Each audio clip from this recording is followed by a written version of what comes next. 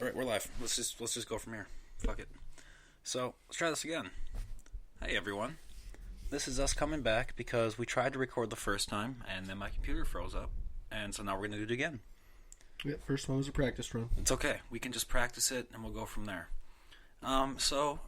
Again, welcome back to this day. Naython is my guest. That's Naython. He's coughing. Yeah, hi. He's here. He's in the room. Naython is, again, one of my friends from Grand Forks in the college area. He went to school to be a cop, blah, blah, blah, blah. He did all that shit. You can go watch that episode if you want to hear all that. Today we are going to discuss a couple things. You know what we should talk about first this time? Let's talk about sports this time. All right, I'm in. What's going on with Minnesota sports? So if we're talking Vikings, we are definitely looking pretty solid. If our players like Cook, especially, could stay healthy. I don't remember in the last 4 games being able to watch a whole game without somebody stepping off to the sideline, limping, holding their arm. Like, yeah. No, what is your injury report like right now? You know, like, if Cook comes back, I think we're pretty much fully staffed. I think there's someone on the defense. Someone on the line is missing, I'm pretty sure, and we have a backup for. Oh, and our cornerback, Rhodes, is out, and Hughes was playing for him, which is, you know, it's probably a good thing. Rhodes was getting a lot of penalties the game before because he's a very aggressive corner, and now the refs are calling every little thing as pass interference. You know? So. Dude, there's been a lot of fucking penalties in the NFL these days. I think I wouldn't be surprised if we have like an all-time high for like number of penalties this far in the season. Was watching I don't remember what game I was watching. I just don't give a fuck. But someone called pass interference. Oh, it was the Saints when Drew Brees threw his like all-time leading touchdown pass or whatever. The first time he threw it, everyone was celebrating. Everyone, yeah, Drew Brees, ah! And then they fucking called it back. The ref threw a flag like 3 seconds after the play. It's like, holy shit! What? Like, there should be some sort of time frame, like. Well, even worse than that, they can actually review and make sure everything was fair play and take away a touchdown if there was an offsides. Or, I'm sorry, if there was a offensive penalty that did not get called. I guess, but like, man, remember the days when it was just. Yeah, you got away with something like. Cool. No. It was a game. Right. It was a game. Shit happens in games. If we're going to start nitpicking everything, for fuck's sake, it gets to be so technical, and then you get everyone on the couch, look at that fucking replay. That puck. Look at that fucking line right there. It's like, dude, you're micromanaging the fuck out of this. Like, it's a fucking sport. If you're getting down to, like, needing slow, instant replay cameras and blah, blah, just fuck off. It's too much. Right. It's just too much. It's taking the fun out of it. It is. I know every single game that I've watched this season, I've literally, after every good play that Minnesota does, I have to say, okay, but are there any flags? Are they going to throw one? Are they going to review for a flag? Do you remember, who was it? Remember that time when everyone was like bitching or making fun of Clay Matthews for getting roughing the passer? And Call of Duty even went out and made that like, roughing the water, oh come on, like just with Clay Matthews' head on a Call of Duty character, and he punches the glass, roughing the glass, and just like, dude, Call of Duty. Yeah, this is a good transition actually. Ooh. So the Modern Warfare that everybody is playing, I'm playing it. I've been playing it so much that I have accidentally saved up enough money to buy people gifts that I don't know what to buy gifts for. Like, it's pretty crazy. Like, you and I talked about a little earlier that when World War II came out for Call of Duty, we just sat at home. We stopped seeing our friends. People thought we died. Shit. Yeah. We didn't do shit. Yeah, that couch got pretty worn in. It was a good couch. That couch served us well. It was. That was our second couch. Or third or fourth or whatever. Yeah, no. I think that stayed with the house when we moved out, right? Yeah, but do you know what happened with it? Oh, it got fucked up, I'm sure. No, but do you know where it is? Is it still at the house? No. Remember Bob from next door? Yeah. No. He took it and he's selling it at his fucking thrift store. Oh, God. It's out front on the sidewalk. You can see it walking by. It came from such a nice home and went downhill fast. Yeah, I try my best, but that's how she goes College sometimes. house. That's how she goes sometimes. Either way, That game, World War II had me. First of all, we need to discuss the shotgun milkage. Yeah. Thanks a lot, Call of Duty. You guys need to fucking not nerf that shotgun. There was a shotgun called the Combat Shotgun in Call of Duty World War II. I was basically a god with that gun, especially in domination, because you can just squat and just boom, boom, boom. Everyone's like, "Fuck you, man! You're the fucking guy that camps." Yeah, in domination, I'm the fucking guy that sits where you're supposed to sit. Yeah, on the flag. Yeah, you're right. I do that. I play. Don't be the fucking guy that plays team deathmatch in domination. Don't be that fucking guy. Yeah, how annoying is that shit? Oh yeah, no. I mean, guys that don't play the objective. It's the same thing. It irritates me in the same way of when you go to work and someone's just not doing their fucking job at all. They're just fucking around. It's the same thing. It's like, dude, come the fuck on. Pretty much. I hate sitting on a position knowing I'm getting fully surrounded when my whole team is nowhere to be found because they're all just trying to go for kills. I remember when we were just getting like higher up in the rankings and they were like, God, we gotta slow down. Every map we go in, we're the leading fucking people. Like, God damn it. Yeah, we made people quit. Rage quit. It was pretty fun. Well, even on the boards in sliding away. Even on that board, yeah, we were like ranked HQ, pretty high. We were always on those ranking boards. Board. Yep. That was good stuff. That was great shit. What's new with you, man? What else is... yeah, one more comment to that about how they nerfed the shit out of that gun. There is a whole new game out, and they're going back and fucking with the old one and taking good guns away, and like, why are you still on this? Oh, yeah. I was going to say, since that game, what have you been up to? Since that game came out? Just went up north recently to help a buddy's mom out, remodel her home, and nice. So we got up after a night of drinking. We went to bed at 3. Nice. Got up at like 8:30. Yes. When we started working on the house, it was then noon because we had to go get breakfast and go to the lumber yard. Right on time. We put in a 15-hour shift on that house. It was rough. And we 3 in the morning working on that bitch? Yep. And we built a whole pyramid of beer cans. That works. Maybe that's what slowed us down. That's probably where you got distracted. Was there pizza? There was no pizza. Damn, that's usually the other's distraction. No. So that's where everyone gets sidetracked again. No, Mom brought us some soup, some chicken. Oh, yeah, chicken taco soup or something like that. So good. Thank you, Mom. Speaking of, would you like a hit of this? No, thank you. Today's herb is blueberry. What is it called? I don't know. Blueberry. Oh, shit. Fuck it. Who cares? It's good shit.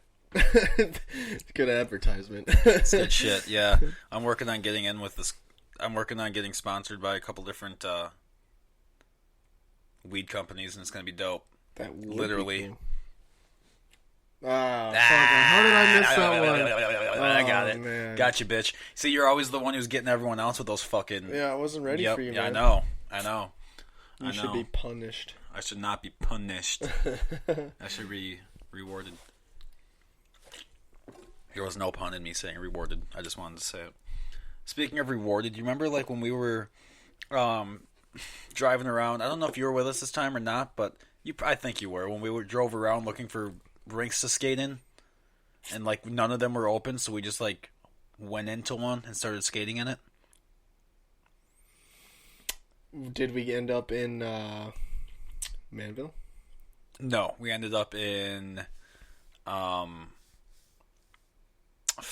we ended up over in what is that? God damn it! I mean, I remember a couple of occasions when we were, looking for a rink, but we were way out past Devil's Lake. Like we were about by Larimore. Like we were way out there. Oh really? Yeah. No, I probably wasn't around for that one. Yeah, it was. We went in and we're like, what happens if someone comes and catches us? We're like, well, we found it open. Like if anything, we should get a reward. Like we found it and we took good care of it. All we did was play hockey. We didn't do anything. Mm-hmm. Like we should get rewarded. Were you with Nick? Yep. You know what's funny? It's not the first time he's done that. Because I know. I did that with him told me about Wadena. that. Yeah. Told me that you guys had some lady walk in. Yeah. Kind of started off by telling us to get the hell out. But then as we were like, oh, sorry, it was unlocked, lights were on, which they weren't actually on. We found the outlet box and flipped them on ourselves. Whatever. But the door was unlocked. The door was unlocked and the light switch was available. And you know what? She even pointed out the correct fact. You know, we are here trying to play hockey instead of out doing drugs and other shit. We could be fucking up the town, but we're here one-on-one just playing some hockey. She let you guys stay after that? I don't think so. I think we still had to get out because, you know, she had a job to do, but... Yep. We basically got rewarded for doing the wrong thing. It was cool. I remember that's what Icon was originally made for in Grand Forks, was for you to be able to just to go in there and skate when it was unopened. Oh, really? Yeah, and then they were like, ooh, dollars. Yeah. Ooh, a lot of people are showing up when it's free. Well, and that shit's expensive. Well, they do have free skates pretty often there. Oh, really? Just during, like, once a day, I'm pretty sure, Monday through Thursday. But, like, I think they just didn't realize how expensive it would be. Because that shit's spendy. It's like $10,000 a day to run those rinks. With all the refrigerants and shit. Yeah, it's spendy. So everyone, hockey is so fucking... They price everyone out of it, dude. It's like, dude, it's so fucking expensive. Like, if you think running your air conditioning in your house is spendy, you don't know shit about keeping ice sheets cold through summer. You know, like, you don't know that. Yeah. It's fucking hard to do. Especially two of them. I think that's why they go down to one now in the summers. That would make sense. Goddamn, I haven't even gone skating yet this winter. You haven't gone skating yet? Not this winter, no. Sad face. When have you gone? There's a rink right up the fucking road from me, dude. Plymouth Ice Rink is right there. That's not a when, that's a where. Oh, like once a week, Wednesday nights? Once a week? And I'm just now finding out about this? Yeah, you weren't much of a skater back in the day. What? I can't play hockey very well, but I can skate. I don't know. It's once I combine the so like I can shoot a puck around and do my own thing just fine, but then all of a sudden we go You didn't come to Manville one time with us for the last 2 years, did you? I did, though. Just a few times. Not as many times as you guys went. I had a fiance at the time. And, you know, it's one of those things where you've split your time as best as you can. I know we don't like to admit it, but I think most of the time that it ends up being a little more advantageous to the female in our lives. But, well... For some people. Yeah, I mean... I generally see the outcomes of how things are going to end up a long time before a lot of other people do. Like, shit's not going to work. Well... Anyway, not to be a dick, but mine didn't work out either. It's just it was like, shit's probably not going to work out. Yeah, but you guys dated for a while. Yeah, but I'm pretty sure we both knew that the end game was like not going to work out. What? Why would you even waste your time? That's why we stopped dating. We were like, this is clearly not going to work. But never mind. We'll just move on. It takes time to figure some shit. I mean, you don't know anyone for years. You know, it takes a long time to get to know somebody. It takes a very long time to get to know somebody.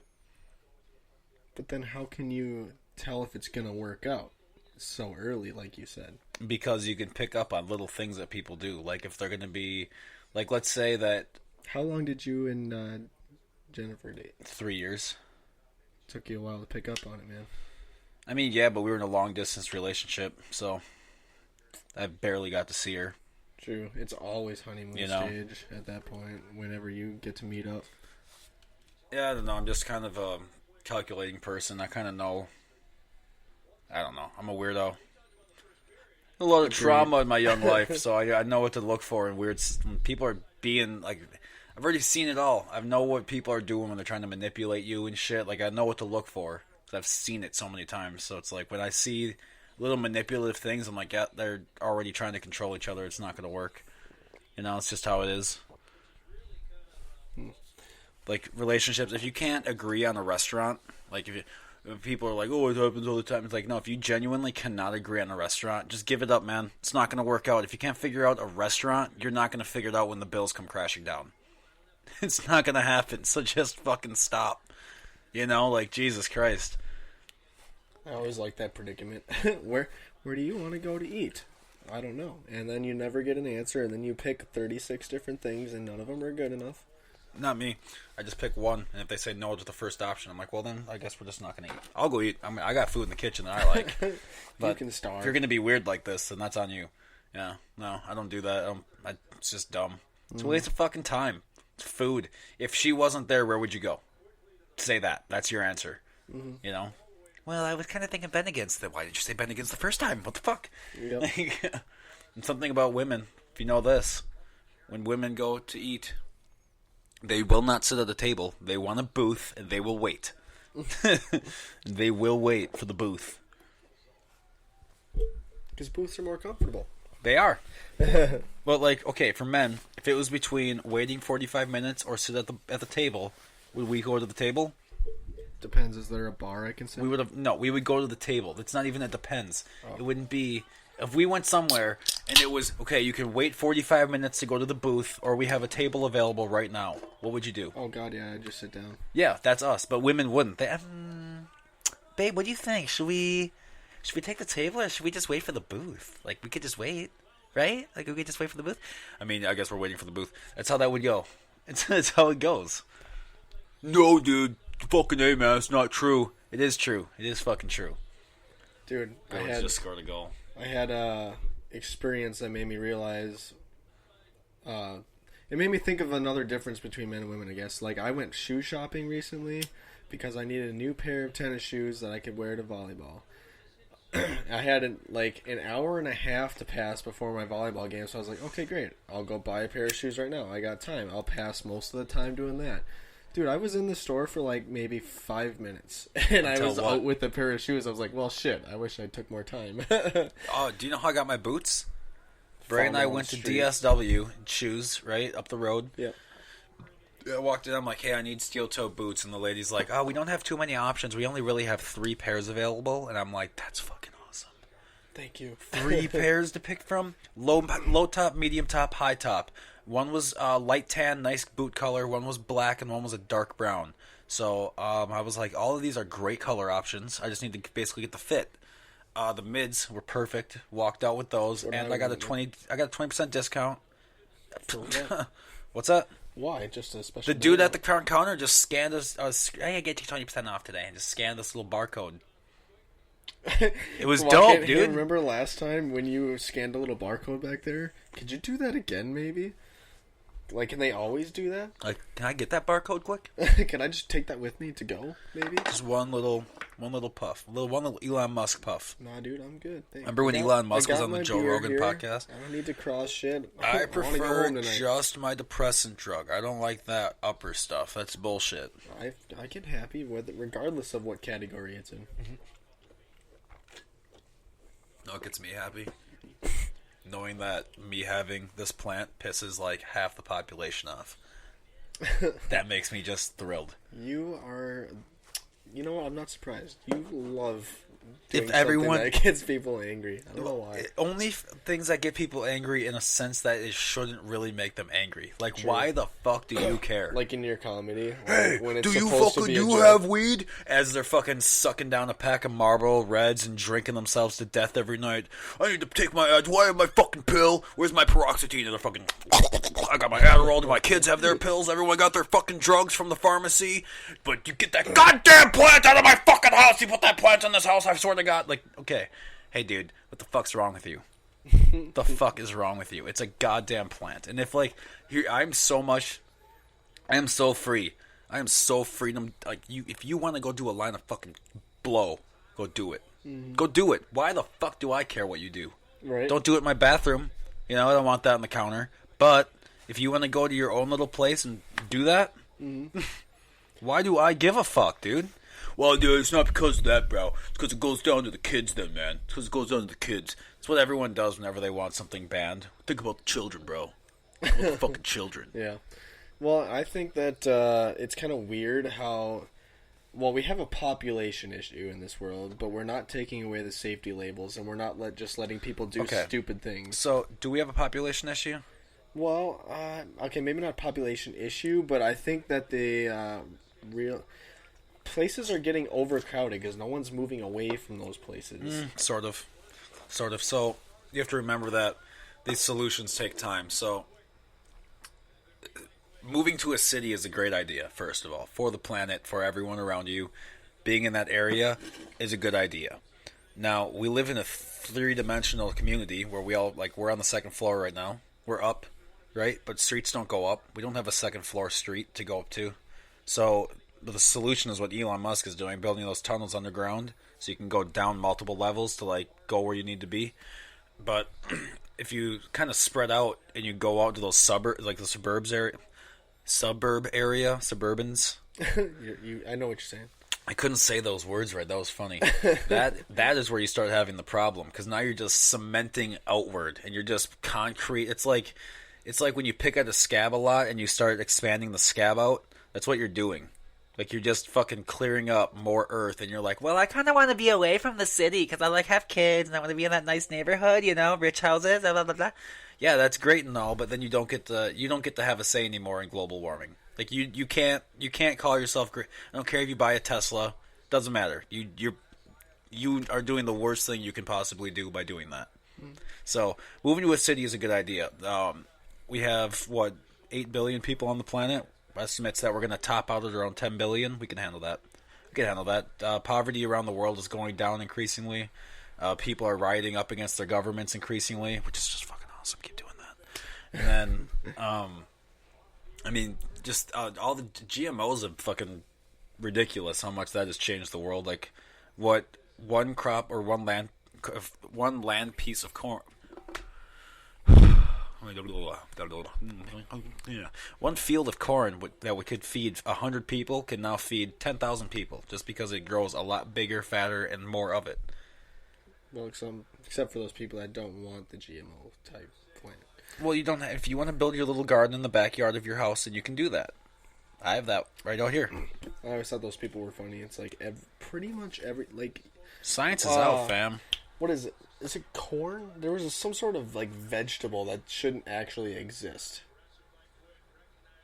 Maybe. I don't know. I thought it was you telling me that corn shouldn't actually exist, and it was actually created by humans by cross pollinating a whole bunch of different plants, which is basically genetically. I think we were talking about chickens, to be honest with you, weren't we? No. There's a plant chickens that are man-made, exist, and I might have to Google this shit. You can keep going, but I'm hooked on this right now. Okay, the plant that's man-made. There probably is one. Does tofu count? Or the Impossible Whopper from fucking Burger King. It's made out of plants, 100%. It's like, do you know what that plant oil does to your fucking arteries? Like, much worse shit than the beef would. Jesus. Everyone just settle the fuck down. It's a fucking... Dude, think about the fucking animals, bro. Think about the fucking animals. Do you want to know what happened to that beef before it got there? It went to a factory farm, and its life fucking sucked. That's what happened to it. And then you know what happens to those, the Impossible Whopper or whatever? You know how many fucking rabbits and mice and birds, all this other shit that gets killed by the harvesters every year?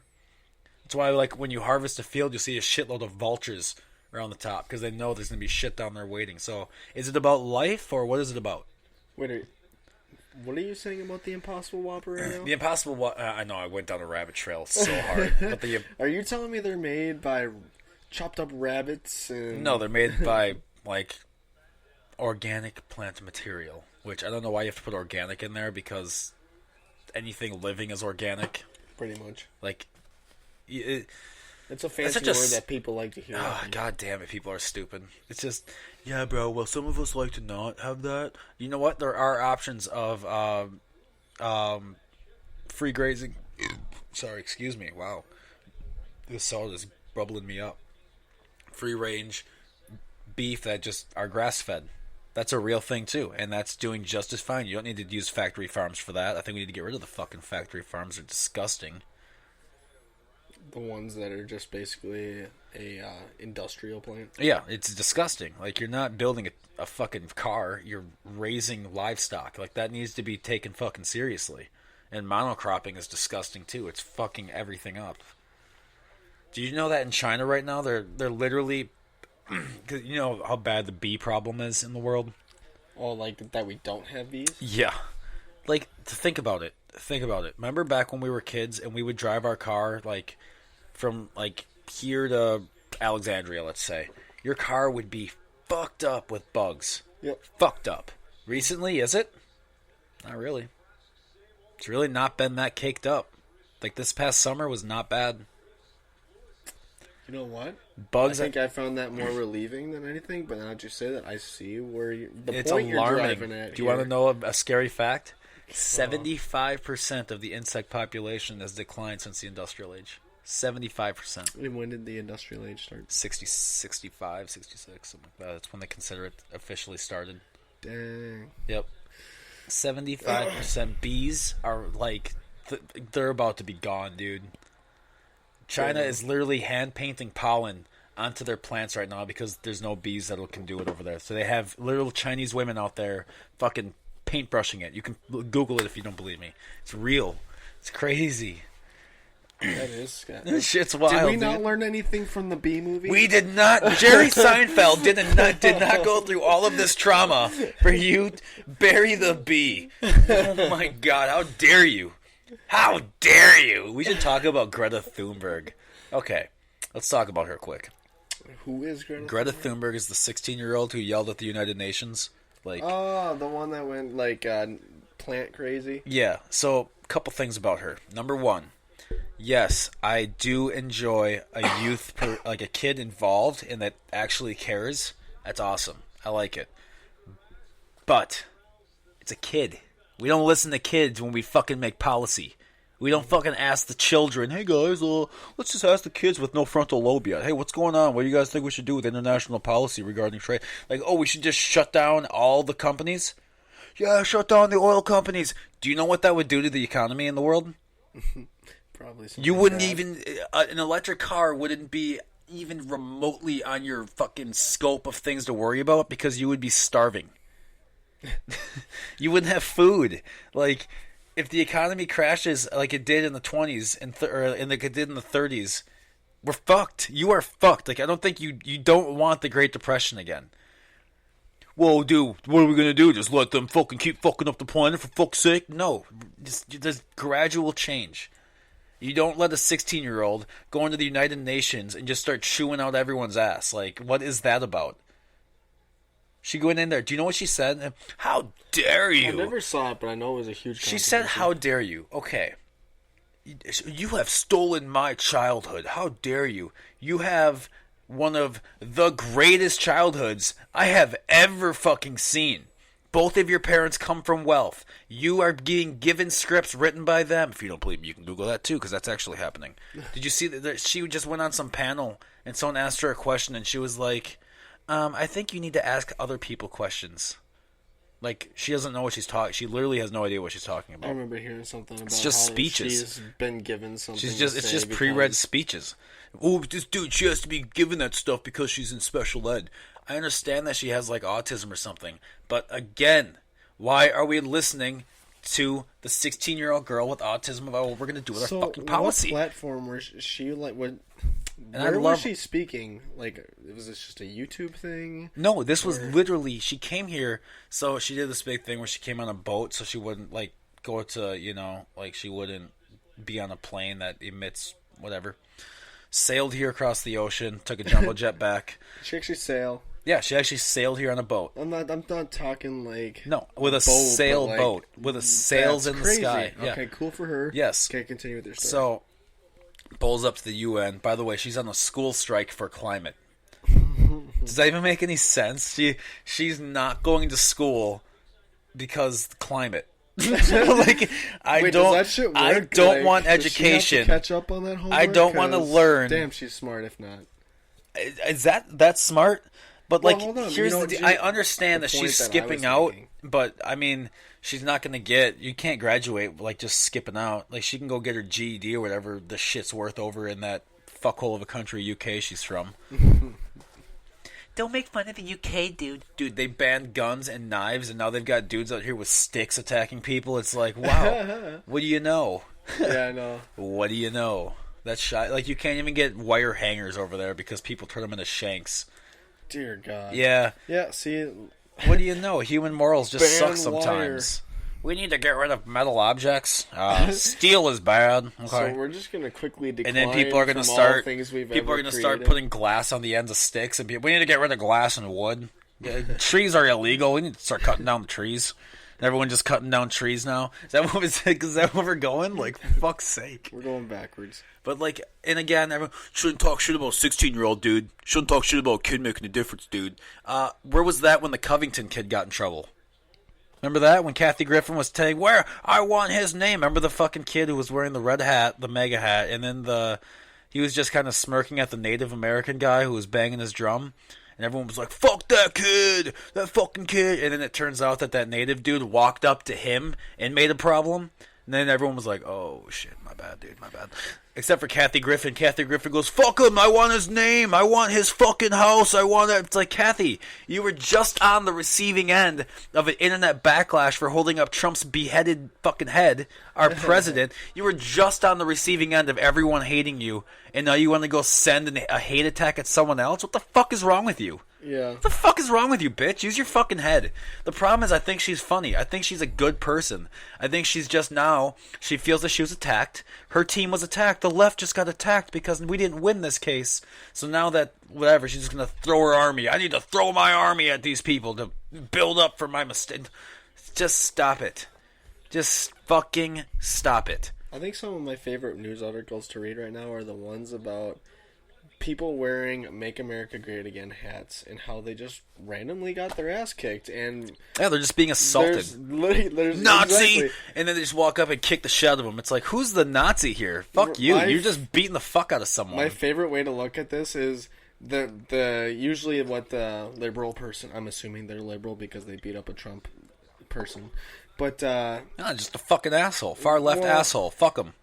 So their comment usually was, well, he was asking for it because he's wearing a hate hat, basically, is what they would say. It's like, so the best way to go about something that you think resembles hate is a hate crime. Yeah, let's start. Did you see the fucking professor that? So they're at this. I think it was Ben Shapiro was coming to talk, or maybe Jordan Peterson.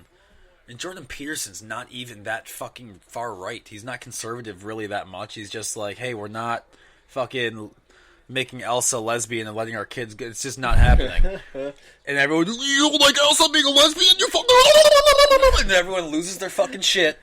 And it's, bro, how come you always turn into a turkey when you start because that's what they sound like to someone. me. That's what they sound like to me. Every time these people start fucking and they're like, oh, you shouldn't say these people, bro. Yeah, it's these people because it's identity politics. Everyone wants to be in a fucking group. Yeah, dude, well, I'm a liberal, so that means I fucking believe in abortion, dude, and I fucking believe this, and blah, blah, blah. It means that anyone I talk to who calls himself a liberal, I already know everything about you, and you're fucking boring. And this conversation doesn't need to happen then. Because you're not an individual, you're a part of some collective group, and you know where I've seen this collective group happen before like this? The fucking communists over in fucking Russia! You fucking assholes. The Soviets did the same thing. It's this giant... It's this giant collective idea of, oh, you don't care about these people? Well, we're going to fucking force you to care. We're going to show up with guns at your house, and you will care, or we will kill you, bitch. People are like, that wouldn't happen. They wouldn't show up with guns. You're right, they wouldn't. Know what they did to the Ukrainians when they didn't listen? Do you know what they did? Something bad. Arrested all the farmers and sent the farmers away, took all of their food, sent it off to the cities, and then when they caught the mothers of those farmers going out to the fields and picking the grains out to feed their kids, they arrested the moms too. And then 6 million people in the Ukraine died because of this. 6 million, because they didn't think like the communists thought. They were still on the hey, this isn't such a great idea. When was this? So they starved them all. This was in the 30s. Oh, and that I don't remember learning about that in history. Yeah, so the equivalent amount of people who died from starvation was the amount of people who died in the Holocaust. Yeah. But all you hear about is Hitler. And Hitler's still a fucking cunt. Do not get me wrong. Fuck that asshole. Fuck all that shit. But that's what happens when you go too far right. You get Hitler when you go too far to the right. You get fascist fucking punks. Go too far to the left and you get communist cunts. That's what you get. And that's what identity politics play into. Everyone's like, really? You're really going to go to that extreme? No. I'm not saying that these politics that we have right now are going to make that point. I'm saying that the politics that we're going down, the road that we're going down, has already led to the deaths of 6 million people. And then, I think it's a grand total of 60 to 65 million people were killed in the Soviet Union. 60 to 65 million, which is 10 times more than the people that were killed in the Holocaust. The only difference was that the communists in the Soviet Union just kept everything a secret. They swept everything under the rug, where Hitler was very vocal about how much he fucking hated everybody. The communists were just quiet about how much they hated people. That's the only difference. So, like, it's the same thing. It's the same thing. Like, today, the people on the far left who are going out with bike locks and socks and hitting people in the head and shit, what do they say? We're about acceptance, bro. We need everyone to accept each other, and we're all loving, That's why you hit them in the head with a bike lock? Right? No, you quietly hate people. You quietly hate people. You're the same fucking thing. You're just doing it quietly, and then when someone walks by with you don't like, you hit them with a fucking bike lock. You're a cunt. You're a fucking asshole, dude. And that's where this is. That's the road that we're on. Everyone, because what happened was all the liberals got together and they're like, "Hey man, we all gotta fucking stick together, right? Because fucking Trump's getting in office. We gotta stick together." And then since they all stuck together and started throwing all these fucking vicious attacks at people, because that's what they do. For those MAGA hats. That's what. Well, not even just that. Go on the internet and share an opinion. Good luck. Yeah, no, I've done that. Like, it's just fucking insane. You can't say anything that they don't agree with before, like, oh, you are a fucking idiot, dude. You fucking stupid. You don't think right. I went to college, dude, and in college I had professors tell me this, and this is what they said, and blah, blah, blah, blah, blah, regurgitation, blah, blah, blah, and they spit up a bunch of info that they heard someone else fucking say first, and they don't even know if they believe it. And why is it that colleges are all leaning... Oh, it's been hijacked by the liberals. It has been. Everyone's like, really? That's why admissions are going up. Oh, they are? Did you know that 250,000 less people enrolled in college this year than last year? And last year, 110,000 less people enrolled than the year before? People are fleeing the universities because they're sick of this shit. Mm-hmm. So they're garbage. They don't teach you anything. Literally, my last class at the University of North Dakota, I remember this. It was a sociology with some... Oh, fuck, I don't remember her name. Some mid-30s, but she had like the short, can I speak with the manager haircut? And... Yep. Do you remember that show, Fairly Odd Parents? Yeah. Mindy, I think her name was, with the glasses, with the black glasses, who had a huge crush on Timmy. You know, why can't I remember that character? I could tell you about Vicky. I could tell you about her parents. Vicky's little sister. Really? Yes. How come I can't fucking... I don't know, dude. This is a huge... Whatever, but those... it was the she thicker like bar her. glasses, the thicker frames with the glasses in the middle. And as we're leaving the door, she's like, do you know... But she's talking about the pay gap, which is already known. If you think that the pay gap between the men and women is because a woman walks into a job, a man walks into that same job, and they both sit down and interview, they both get hired for the same job, that man is making $1 and she's now making 79 cents. That's not what's happening. Oh, yeah, it fucking is, bro. Yeah, it is. No, it's not. I need you to go look it up for real, because what's going on is men are more attracted to fucking stuff, things, engineering, shit like that, cars, making shit. Women are more towards people. They like caring for people, things like that. So they go towards more towards like nursing and things like that. Just by the way that the market is set up, if we run in a market, which is how the world works, it's the best system we got so far. That's why our global poverty rate is like 300 times higher, or our national poverty rate is 300 times higher than the global poverty rate. If you make $31,000 a year, you are in the top 0.5% of the world's wealth. That's how rich you are. So, like, when people are like, yeah, well, fucking I'm so broke, dude. You're really not that broke. Like, you're really fucking not that broke. You're really, really not. You need to go outside this country for a minute and go check it out, because you're really not in that bad of a spot. For real. You're fucking not. But as we're leaving, she's like, the reason why this exists is because of inequality. It's fucking inequality, people. And she's like shaking shit at the students leaving, and everyone's like, you're fucking nuts, dude. You're fucking crazy. But like that's what you get. Remember, like, that universities used to go in there and it was a guy with like a suit on, and he really cared about his craft and he wanted to teach you and blah blah blah. And now it's just a bunch of people with fucking tenure who just shit out another hour that they reused from the last year. Like, they just keep reusing the same thing. It's like, well, a lot of shit has changed in the past year. You're going to reuse the slides from last year? How about put in some fucking effort for that $100,000 check you're getting? For real. How about put in some goddamn effort? So, the universities are just fleeing, and campuses don't know what to do right now, because all that money is gonna go away, and they're all too busy building up their, like, UND is just can't afford teachers, can't afford the women's hockey team, but let's just demo the fucking Memorial Union that we just replaced. Let's go knock all that down and build another new one. Fuck it. Let's build a new alumni center. Fuck it. High performance center. Fuck it. Build it. So you can afford all that shit. You can afford to build all that, but you can't afford the women's hockey team and classes. You can't afford students. You can't afford better dorms. Can't afford to, I don't know, get some fucking salt down so we don't fucking slip and fall all the time. Like, can't afford any of that shit, but you can afford these new buildings. Good luck with that down the road. They make it seem like the people are stupid. I think they genuinely think that the public is a dumb group of people. Like, on a groupthink level, yeah, the public is generally pretty stupid on a groupthink level. But individually, people who are like, hey, I'm not doing this shit. Like, they just stop going to college. And that's what you're going to get. And they're like, oh, what do we do? What do we do? What you do is you shouldn't have fucking done this in the first place, and now you're going to fail. And that's what should happen to them. They should fail. Fuck your institution. If you money-mongered it, fuck you. Because they are for-profit institutions now. I don't understand why they're saying they're not. How are they not for profit?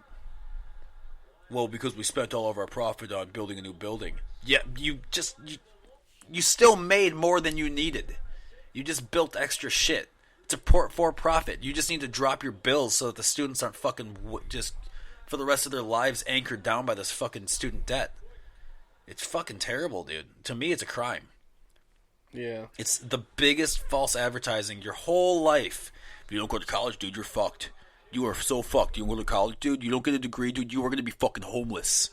You are going to be literally. You like heroin? Because that's going to be your life if you don't go to college. Like that's what you're told your whole life. Guidance counselors, teachers. You're like afraid that if you don't go to a school that's good enough, quote unquote expensive enough, basically, that you're not going to be good enough in the world. And dude, definitely looking back now, I mean, obviously I didn't know what I wanted then because I dropped out of law enforcement school after a year. And then I went to carpentry, but even after I got a carpentry job after my carpentry college, I was working with guys who never even fucking went to college, and they just jumped on a carpentry framing group or whatever, and it's like, oh, I could have done that, huh? Yep. Well, that would have been nice to know. It's if I could go back to high school, which I would never fucking do. Fuck that. Did you not know? Do you know how I graduated? Like when I left? Did you just fucking tell everyone got to my fuck shit? off? No, I didn't tell everyone to fuck off. Oh, okay, no, I don't. No. I got my diploma, and I grabbed it, and I walked out the back door of the auditorium, and I don't even take the exit ramp near. I drive around the entire neighborhood to avoid it completely. I don't even look at it. I hated high school so much. Dude, I used to have legitimate nightmares for like years that I had to go back to high school. I would wake up in the middle of the night and just fucking panic. Like, because I would have dreams that I was like, oh, dude, you didn't get enough credits, dude. You got to come back for one more semester. But, like, I don't know why I had those dreams. But, like, I would wake up in a panic and be like, okay, I don't have to go back. I'll tell you why you had those dreams. Because you decided to go mic drop situation on that school. And just, like, I never have to see any of you again. So I'm just going to leave in a very kind of rude way since it's a... is it called a commencement ceremony? I don't remember. Where you're getting your diploma, dude. Like, it's I'm gonna be totally honest supposed to with be you. a big deal. I'm gonna be completely honest with you. I'm pretty sure everyone knew what my position was after freshman year. Oh, really? Oh yeah. Ask anyone I went to high school with. Ask them how many friends I had in our high school. Like 3. 2. Shit. It's close. And I still talk to those 2. Because those are the only real 2 that I talk to. Like, everyone else went to Green Bay, Appleton, Oshkosh, just all the surrounding areas. Because I was just like, fuck this. I got to see you all day. Now I got to hang out with you outside of school too. Fuck no. No. And then when we were in school, everyone's like, you fucking hear about Hannah, dude? You fucking hear just whatever. You know, I was just so over it. I was so the fuck over all that. And my friends outside of that I would make, like, I mean, my 2 best friends down in like 2 hours south of me, they were like, I would drive the 2.5 hours and just go visit them because it was like that was way better than trying to fucking. We weren't on the same page. You know what I mean? Like, I'm trying to talk about important shit, I guess, and what I thought was important but they're we were on the same level. I wasn't a kid when they were kids. You know, I had to grow up. I had to grow up young, so like I just wasn't. I was ready to move on. I was fucking done. I was done. Mm-hmm. My first class was a math class with Mr. Christensen. It was pretty dope. And we had I was in this math class that had a bunch of seniors and juniors in it. So those were like my first high school friends. So after those seniors and juniors left high school, that's pretty much it. I had my acquaintances, but... But as soon as I left high school... When I left, I fucking left. And everyone, dude, you fucking need to stop. Dude, it's like, I don't think you guys understand how much I dreaded getting up and going to that fucking building every day. Like, and you dreaded, hated. You definitely came from an interesting place because you've shared with me many, many, many news stories about shit that Dude, but the weird thing is that since they're all still there, none of them think that any of that shit's weird that happens. They're like, dude, you need to stop. Our town is not that fucking weird.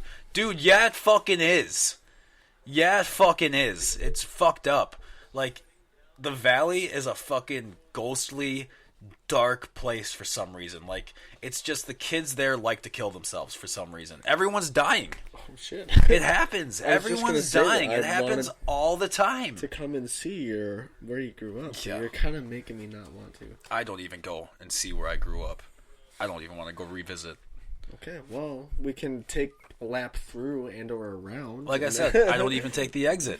I don't know what that place looks. I know they built onto it. I know they have a bunch of shit. Everyone, you should come check it out sometime, dude. You know what? One day I just might, but that's not today. Dang. I like where I grew up. I grew up in St. Michael, Minnesota, and shit was just peaceful, I guess. Like, I grew up in a neighborhood where the kids played together, the parents all had bonfires while we were playing, and then, I'm sure there was some, but, like, I didn't even get offered, like, marijuana in high school. Yeah, same, dude. Yeah, okay, shut your mouth. Dude. No, I remember the first time that I got caught with weed. Oh. Should we ask how old you are? We should ask. When I got caught with weed? Yeah. Like 12 or 13 or something. Dang. I don't know. Some shit like that. See, that's what I'm saying. I didn't even get offered in high school. Well, I don't even think my mom knew what the fuck it was when she caught me with it. 'Cause I didn't smoke it or anything. I just kind of had it in a little baggie, you know? Yeah. And my dad had no idea because he just had no idea what I was doing ever. But, like, my mom was just like, what is this? And I was like, oh, shit, that's the parsley from the fucking Red Robin, dude. That's the... Like, just making up some shit. I hope to God you didn't say. Your mom is smarter than you. She knew. What's... Parsley smells like this, huh? I'm like, yeah, it must be bad. Okay. Must be bad. Okay. Okay, well, I'm just going to keep it then. Oh, she didn't do that. My mom didn't do Catch that. her later. Oh, And she didn't do that'd that. be funny shit. My mom knew what I was up to all the time. Hey, Mom, I'm going over to Austin's. We're just going to have a hangout tonight. Okay, so are you going to be at Austin's house or are you going to be at his grandpa's barn? Going to his barn, Mom. Okay, that's where we would drink. Oh, So, gotcha. Yeah. Yeah, there's always Because a place for every kid to go if they Well, I wanted wasn't to really drink. a kid at the time. That was when I was like, I think 17. So, like, are you really a kid when you're 17? Like, you are, but, like, you're kind of... Yeah, I think You're if I kinda, look like, back at it now, on those your way out. 17-year-olds are fucking annoying. Yeah, but that's their job. That's what they do. I'm saying that's why, like, yeah, I guess I didn't feel like one at 17, Oh, 18, yeah. but, like, looking at them now, But- like, oh, yeah, they're fucking kids. You got to remember, like, and I don't think, because I don't think drinking in high school is a good idea. It's fucking stupid, to be real honest. You can fuck a lot of shit up doing that. It's just not worth it to drink in high school. But at the same I'm not time, going when to promote you're... it, but I know that I probably don't feel like it's as negative as what you're saying, but I'll hear you out. Because, dude, you have to, even from our time in high school, it's getting way more cracked down. Like, you get caught with alcohol. Like, I know of kids who Oh, got you mean caught. like the freaking disciplinary actions Yes. that they take? Oh, They will over fuck. the top. That's what I'm saying, though. Like, so that's why I'm not, like, health reason. Dude, kids have been getting together and drinking since the fucking day that the Germans were like, we got beer. Like, it's been going on forever, guaranteed. Mm-hmm. I don't like it. I wish they didn't, but it's like, what am I, the fucking fairly godparent? What, can I just wish things happened? Like, shut the fuck up. So, honestly, if you ask me, I think beer should be legal at 16 and liquor should be legal at 18. That's what they do in Germany, and those kids have their shit way better than our kids have I was just together gonna say, here. I don't understand why you can go die for your country. I mean, I'm sure this is Dude, an argument that everyone's heard of and makes, but like literally, they're like, yeah, you want to serve in the army, you want to, or even for school, you want to take out $100,000 in loans at the age of 18. Yeah, that's fine, but we cannot have a baby. Hey, Naython. Oh, I got a deal for you, Naython. Come on down to my office, Naython. I'm Sergeant Ryder. I'm here. I got a sweet deal for you, dude. I'm gonna do this where I'm gonna sign you up. We're gonna get your college paid for. You're gonna have a sick car, dude. But all you gotta do, okay?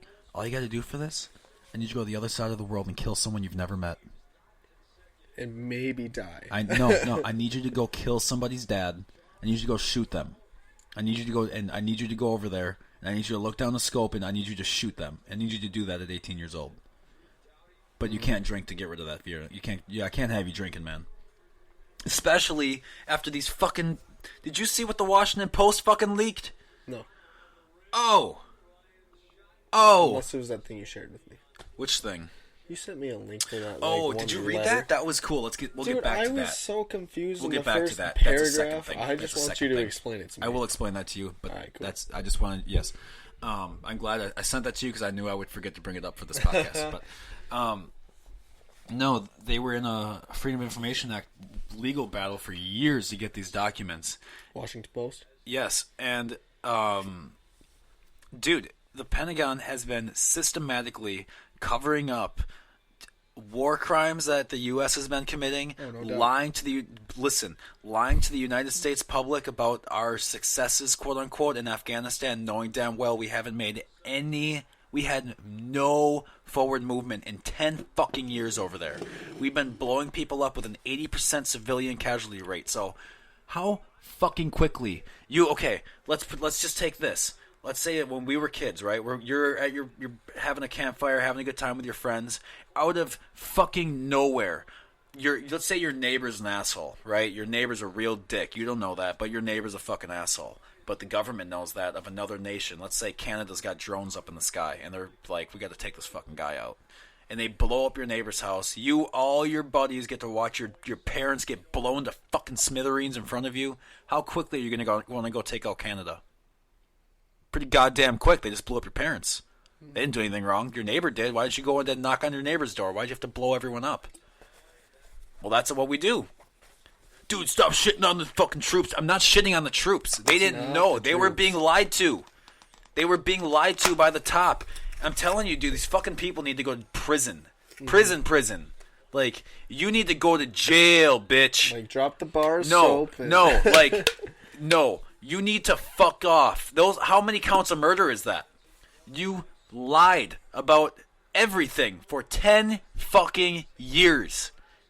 You let people's sons go to war to die for nothing. You let some of my friends go to war to die for nothing. There's no honor in that. They died for nothing. There's no honor in that. Nothing. It's disgusting. And no one seems to give a fuck. I think not as many people know the way you do. Oh, people know. Everyone has access to this information. It was breaking news for 3 days. If people choose not to read on this, it's fucking disgusting. I never saw a post about it. Okay, that's fair. If you didn't see a post about it, that's fair. But there's a lot of people who just are like, oh man, this is just a lot of info. I need to just go pet my cat. It's like, dude, you have a moral responsibility to do more than which you like. You can't just go about your life just, I don't like that. I'm not going to do that. No. That is how countries fall. That is how nations fall. It's how cultures go away when everyone just idly stands by and lets an oppressive person come through and just fuck everything up. And that's what's happening. Sorry for dropping all this. Oh, dude. It frustrates this the is fuck out of me. This is a normal hangout for us. It frustrates the fuck out of me. I kind of just come to you so I can learn things. Yeah. I don't know.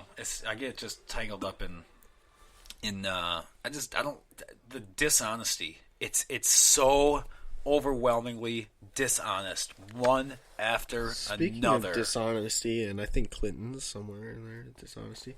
What's going on with the whole guy Epstein? who got killed, Epstein? Yeah. What's going on with Epstein? Well, let's dive in. Dive on in. Let's dive in.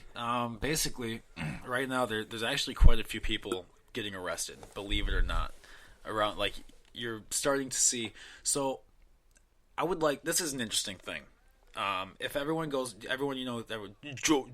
Jones is fucking crazy, dude. Alex Jones is wild. He's been right on a lot of shit. A lot of shit, right, so far. He's been wrong on some things, but you cannot deny that he's been right on a lot of shit. He was the one who leaked the fucking Bohemian Grove shit.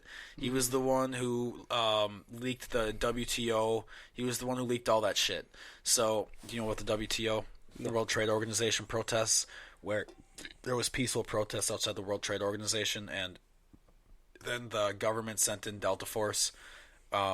Literally, this is documented. You can look it up if you don't believe me. Sent in Delta Force to start throwing bricks through windows and start kicking people and doing shit violently so that the police can come in and arrest all the protesters to get the protests taken down. Wow. Yeah. This is all, like, so Alex Jones was saying all this stuff. He's like, this is happening, it's happening. Because, you know, he loses his mind all the time. So that's his downfall, is he loses his fucking shit. But and I've definitely just lost my shit about 20 minutes ago. It happens. But he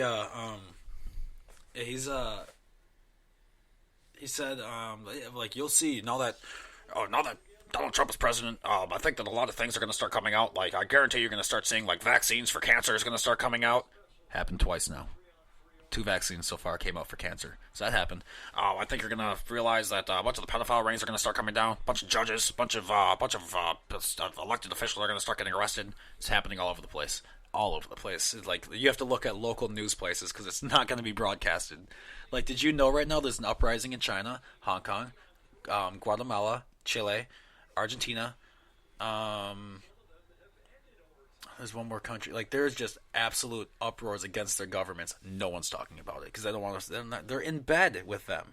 So back to Epstein. That's what I'm talking about. Like, ABC News got caught covering it up, and that lady, the president of the CEO of ABC News, got subpoenaed by Congress, so he has to go answer why they covered that up to the House of Representatives. Ooh. That's gonna be dope. So I can't wait to see that. Unfortunately, he'll probably end up becoming incredibly suicidal in the next couple of days. How sad to hear about his suicide tomorrow. Damn. Fucking real. Damn, man. Did you hear how he died? Stabbed himself in the back of the head 4 times. Crazy. Crazy how that dude did that. Stuck himself on a cross and crucified himself in the front lawn. Lit himself on fire. Could you believe he did all that to kill himself? Crazy. I should be laughing, but it's just, yeah. Dude, I hear you. Did you see that list of people I put out of all of the Clinton associates who have mysteriously died? No, but I remember 276 names were on that list. Oh my god. Okay, I don't know I don't give a fuck who you are. You don't have 276 people who directly surrounding you, worked with, and that know you, that just died under suspicious events. You don't know anyone that many times. Not only that, Bill Clinton on the Lolita Express, which was the pedophile fucking plane that Epstein would traffic all these children in. Mm-hmm. Bill was in that 26 times, dude. Let me ask you a question. How many times have I flown? Okay, I was a flight student at UND. I'm a private pilot. I fly with one of my friends, Jake. Fly with him all the time in New York. I don't think I've even flown with him 26 times. So, like, for people to sit here and say, oh, probably just casual events. No! Shut the fuck up. 26 times? 26 times. Wrong. So, start going through all the emails that got released under that Hillary Clinton hack. Remember when she had that server in her bathroom and she had like 30,000 emails that she deleted? Yep. After she got subpoenaed? Everyone's like, dude, get over the fucking emails, bro. They're not even a big deal. They were about yoga. Really? Really? I have been in hockey. I have been in sports just in general for my entire life. I don't think I even have 1,000 emails.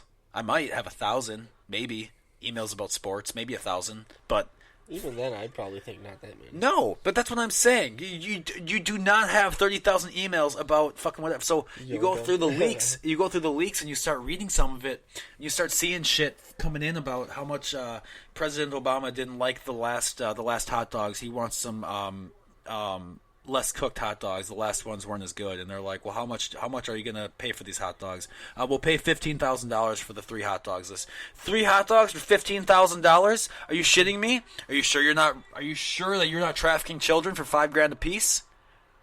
Dude, get off that conspiracy theory. That's not a conspiracy. It's the fucking documents. It doesn't matter how they got released.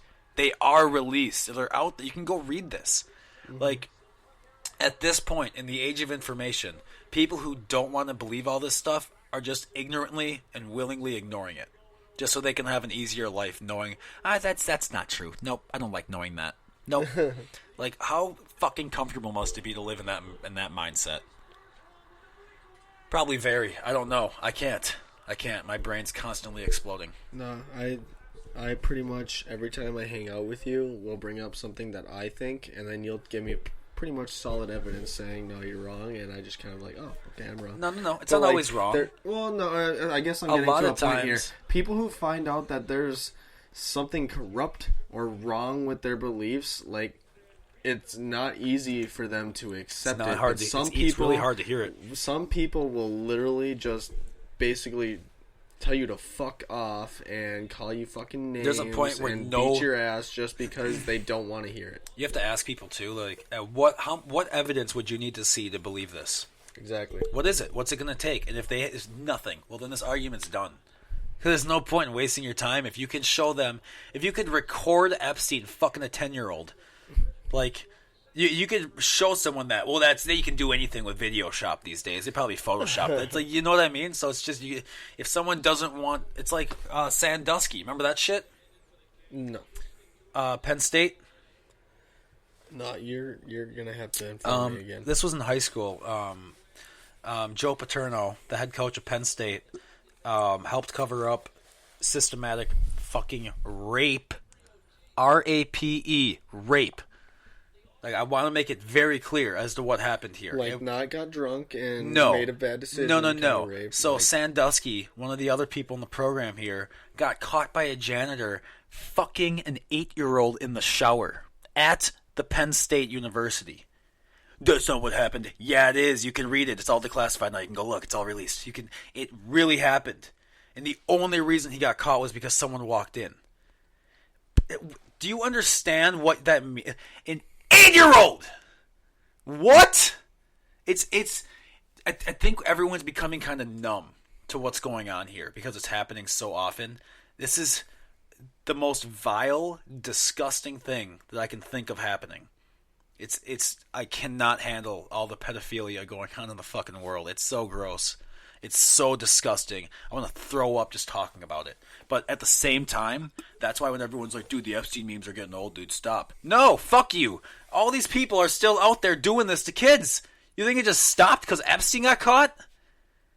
No. Absolutely fucking not.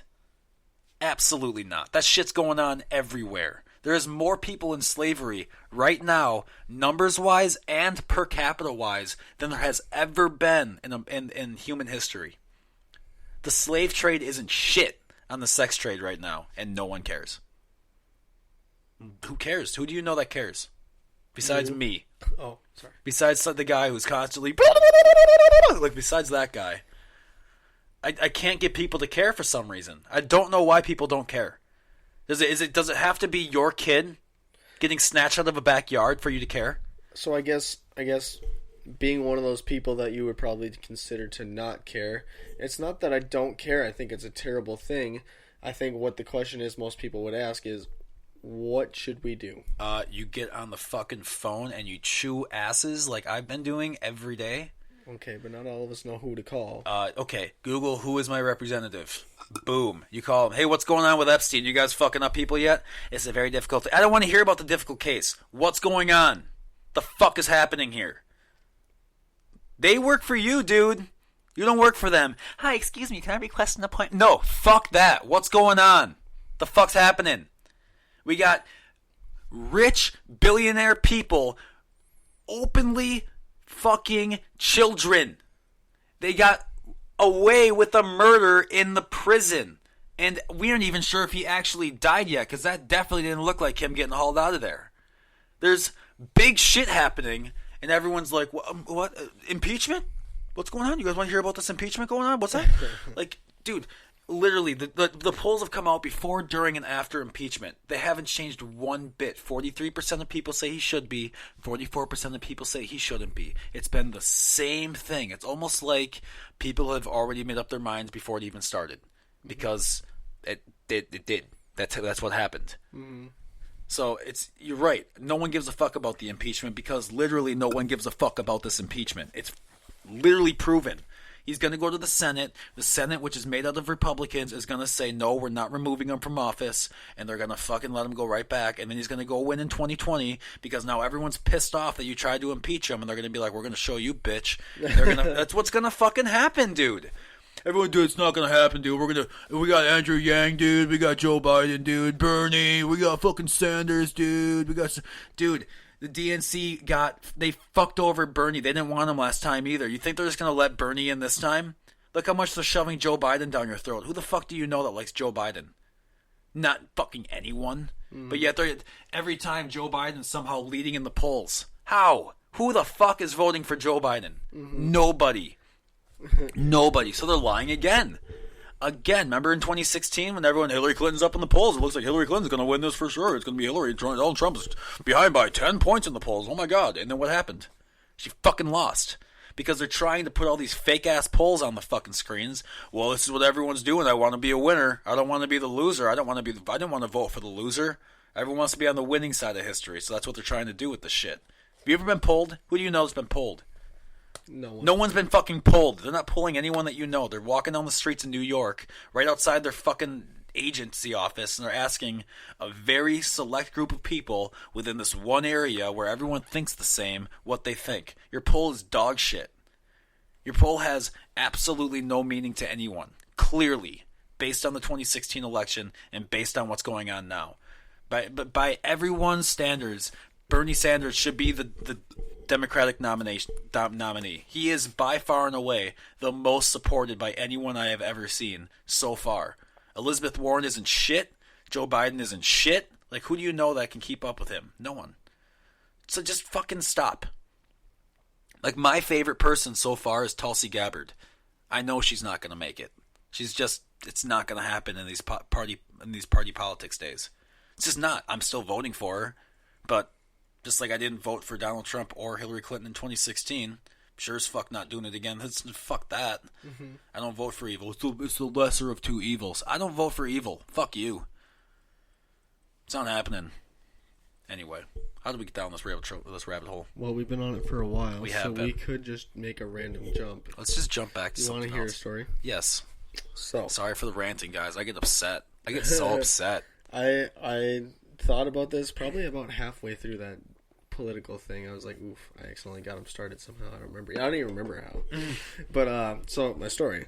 I got him started. I one time got mad fucked up. Yes. Good story so far. With someone who, I believe him when he said this, but told me and kind of tried to prove to me that he pledged to the Russian mafia. Okay. Let's start from step one. So you were drinking. This guy has not said I'm in the Russian mafia at this point. No, so I actually worked with him. Do I know this person? No. Okay, thank God. Okay. Did you ever meet Colton? Don't say his fucking name. Whatever. Fuck off. No, I don't think so. I don't think so. There's a lot of Coltons in this world. Why? Do you know? I don't know Colton. I know like my cousin Colton.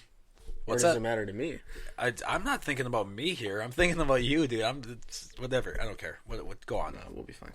But anyway, I worked with this guy, and oh Jesus, I'm so sorry. He was good at. I was in a remodeling job, and he was good at what he did. But he always he was a terrible employee. He always showed up late, drunk. I found him one time in our fucking apartment building that we were remodeling.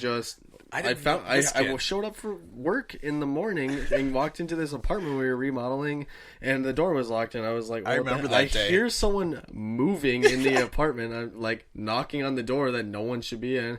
He's like, yeah, 1 second, and it's just like, what the fuck? Didn't want to be late. And then, yeah, he opened the door. He's like, hey, man, I had to sleep it off here. I didn't want to be late. And I was like, yeah, what the fuck?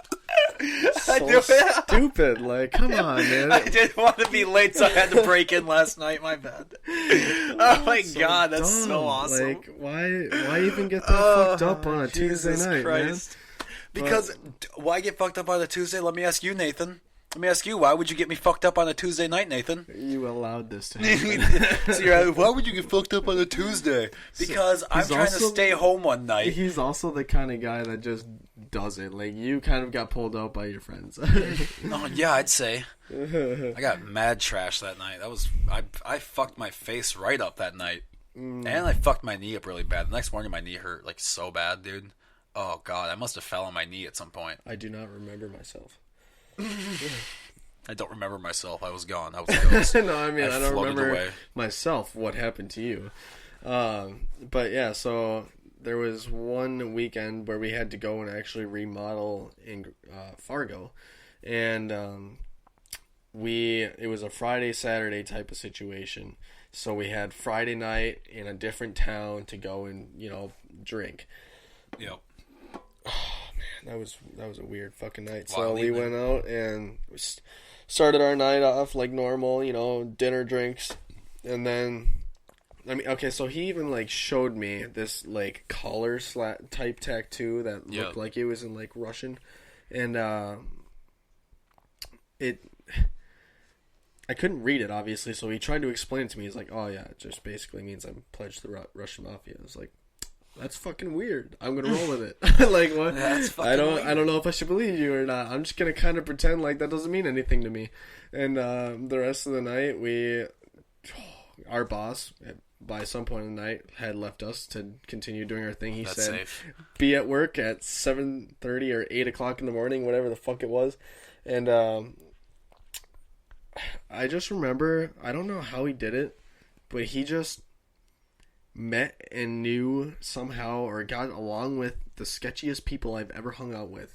And like, there are just like people that I would just consider to like be gangsters, I guess. I don't know, just the crowd I don't hang out with is now the crowd I'm drinking with. And there was one point where they bought me beers and that was fine, but I was starting to get to that browned out stage now, and we've literally had so many beers and different shots, and someone snuck in a bottle of fucking who knows what. Someone kind of got a fucking line of Coke in there, and I don't know, man, but I remember there was one point when I was just faded, and somebody else, or one of the guys that we were hanging out with, just a sketchy dude in my opinion, handed me the bottle that we had snuck in, and he's like, and I just took it. I was just so at this phase where I'm just like kind of like blurry vision, and like I'm just taking this because he handed it to me, and he grabbed it before it got to my mouth, and he's like, "Hey, you look at me when I'm passing you the bottle. You need to know who's handing you this." And I was just like, okay. And he's just like, "You're drinking with us tonight. You're safe. You're safe. Go ahead. You're with us now. We'll take care of you." And I'm just like, okay, I think I need to go home. I don't know if I like this. Mm-hmm. Yeah, I don't know. And so it was a very weird night because he definitely met people, and I don't know if he had secret conversations with them of like, what clan you with, or like, how the fuck do you like get these sketchy ass friends and just like out of nowhere pull them out of thin air. You go to a whole different town an hour away, and all of a sudden you just like have this connection with people, and we're drinking as a team, and we got each other's back. Like, what kind of shit are we about to get into? We're at the bar, man. Yeah, there's no team here. What am I getting into? That's such a weird thing when people do that. This is my fucking, I'm in my squad right now. This is my crew. No one messes with my fucking. That is not yours. You don't own shit. You don't own shit. Fuck off. People can mingle. That whole night had a weird vibe of like, the people I was hanging out with just had like this unspoken but definitely their vibe about them, and how they were like kind of in charge, or like people just didn't fuck with them. Yep. And I was like kind of proud to be there, but also kind of like, am I going to wake up with some sort of ass stamp tomorrow saying I'm part of some sort of clan? Now you wake up in a bathtub full of ice and your fucking kidneys missing. Yeah, I didn't know, dude. I just remember like the very last moment of the night, I knew I was about to black out, and I was like, nope, calling an Uber, and I separated myself, and I don't even remember getting the Uber. I barely remember getting to the hotel, and I know he wasn't there yet. Can't let yourself get to that point with people you don't know, dude. I know. You That's cannot do that. I know. It was a scary night, and I woke up and dude was there on the bed in the room with me or whatever. Not the same bed, but he obviously was still passed out, and I don't know how the fuck I woke up in time for my alarm, but I had to wake his ass up and mine, and we stumbled into work on time. Got a boy. Still made it. Still made it. It's been a lot of times where it's been close calls. Mm-hmm. It's been like, God damn, if I had one more shot, that would have been that would have been it. Yep, for real. That would have been, it's like when you're like, have one of those holes in your knee and there's like that single string still hanging on. Strand. You've got like one knee bend left until it fucking snaps and you're like, oh God. I'm still waiting for that last string to go before I get a new pair of jeans. I better fucking get this thing fixed up before the shit hits the fan. Yeah. Dude, the Minnesota Wild, what's going on with them? You been keeping up? Honestly, no, but I did check in with UND when you told me they were back to number one, so I did a little bit of following up with the UND. Sorry, I definitely cut you off from the whole Wild thing. No, go ahead. But the UND, like, wow, a 13 win streak? Yep. That's fucking banana land. And they have 22 overall number one picks, or polls, or whatever they were calling it. Votes. And that's the same amount as St. Cloud State has, and that is the highest that anyone has ever been in the number one position. Mm-hmm. So they are tied with St. Cloud State right now in that aspect, which that's pretty crazy because St. Cloud State's definitely a rival, and so that just builds the rivalry. It's gonna be good. It's gonna be good. Yeah, and I think one of my favorite parts about it was just because when I was in Grand Forks, I was pretty integrated into the hockey community there, mm-hmm. and like, when the team wasn't doing so well, everyone was like, remember, because they won the Natty the first year of Coach Barry being there. Mm-hmm. And then... Dude, they were picked 18th overall at the beginning of the season. Yeah, they worked their way up to number one. Well, there was... Yeah. And... Yeah, there were times where people were calling for Brad's job. They were like, "Fire him! Get that fucking guy." That happens with every sport. And then what's going on this year? I had the same people. Yeah, our team. Yeah, woo! Go Brad Barry. Yeah, I love it. It's like, dude, oh man, I wish that people would get a little more faith behind their team there. Because if you're gonna be behind a team, then be behind the team, man. Don't just fucking. Mm-hmm. Be a burden to them when they're already struggling. Do you think you need to be a burden anymore by trying to like fucking cut them down? Yeah. It's not going to help. Your opinion on what needs to change isn't actually going to help the team. No one's going to be asking Dennis from Arkansas what his opinion is before we fucking make a coaching staff. Team. Like, yeah, shut the fuck up. It's just so dumb. Yeah. No, I didn't know that people were going after Barry's job. Yeah, but dude. It pissed me off. I'm not surprised. He's a nice... Dude, first of all, he's a fucking hell of a coach. He was a hell of a player back in the day, and he's a great coach.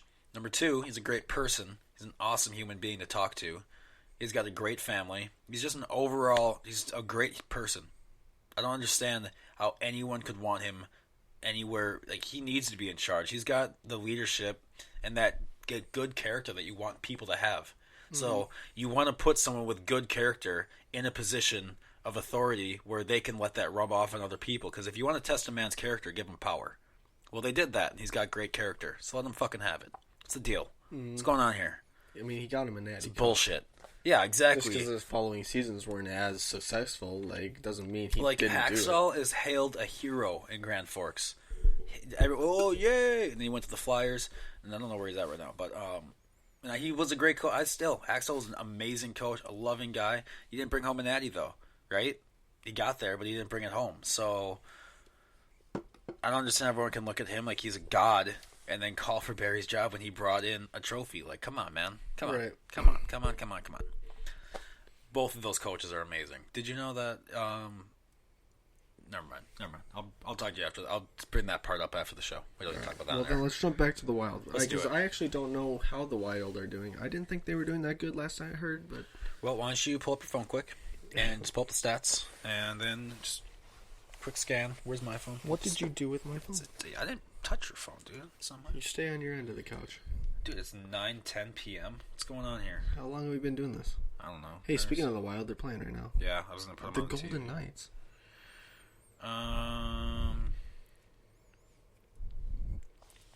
Yeah. I don't know if I can actually put the Wild on there because that's like, oh wait, that's on. I think that's on. I have to go through like Xfinity or something because you have to use like special. Whatever. Anyway, the Wild are like I think two places out of the wild card, so they're like definitely not in the playoffs as of right now. Not doing How many the games greatest. we got left? Well, we're about a little over halfway through the season here, so considerable amount. They can definitely turn it around. It's just that as of right now, it's definitely not the case. Well, this isn't going to provide me any information, so let's get out of that. But the Bruins are just kicking this shit up. I bet you like that. They're doing awesome. I'm so happy. I don't know. Everyone should be proud of me. I cut down so heavily on posting about the Bruins on social media. I really cut back. People were like, Jake, you post too much about the Bruins. I listened. I heard you. I've been cutting back. But not on the Epstein post. No, because, okay. I'll tell you what. I was just making a joke. We don't need to go back into it. Okay, you're right. You're right. Okay, no, let's get back into it. No, I'm not gonna do it. Do you know who else needs to be investigated? Oh, God. Yeah, real quick. Sure know who? I said, yeah, I don't know that sentence. I just created didn't make sense, but no, I was kind of asking. The Pope? He just got what now? He needs to be investigated. Oh, he needs to be investigated. Yes. Okay, yeah. First of all, he knows about a murder. Do you think I'm kidding? He knows about a murder. He helped kill a child in the Vatican and then helped cover it up and then told the child's mom in a Sunday service face to face, your daughter's in heaven. Literally. No one gives a fuck about that. Everyone's like, oh yeah, okay, well, we'll just let her die. What? Jake, that never happened. Yes, it did. There's even a Netflix documentary on it. Yeah. It's fucking crazy. Netflix documentaries, so that we can keep rolling out of that. Sure, we'll get out of child rape systematically in the Have you watched Six Underground? I feel like this is so familiar to my head. Why do I know this? I think it's pretty new on Netflix. And Maybe it's got Ryan Reynolds in it.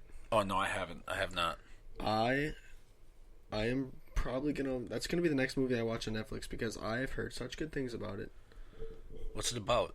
It's a plot. Is he dead? Is he Deadpool in this one? No, God no.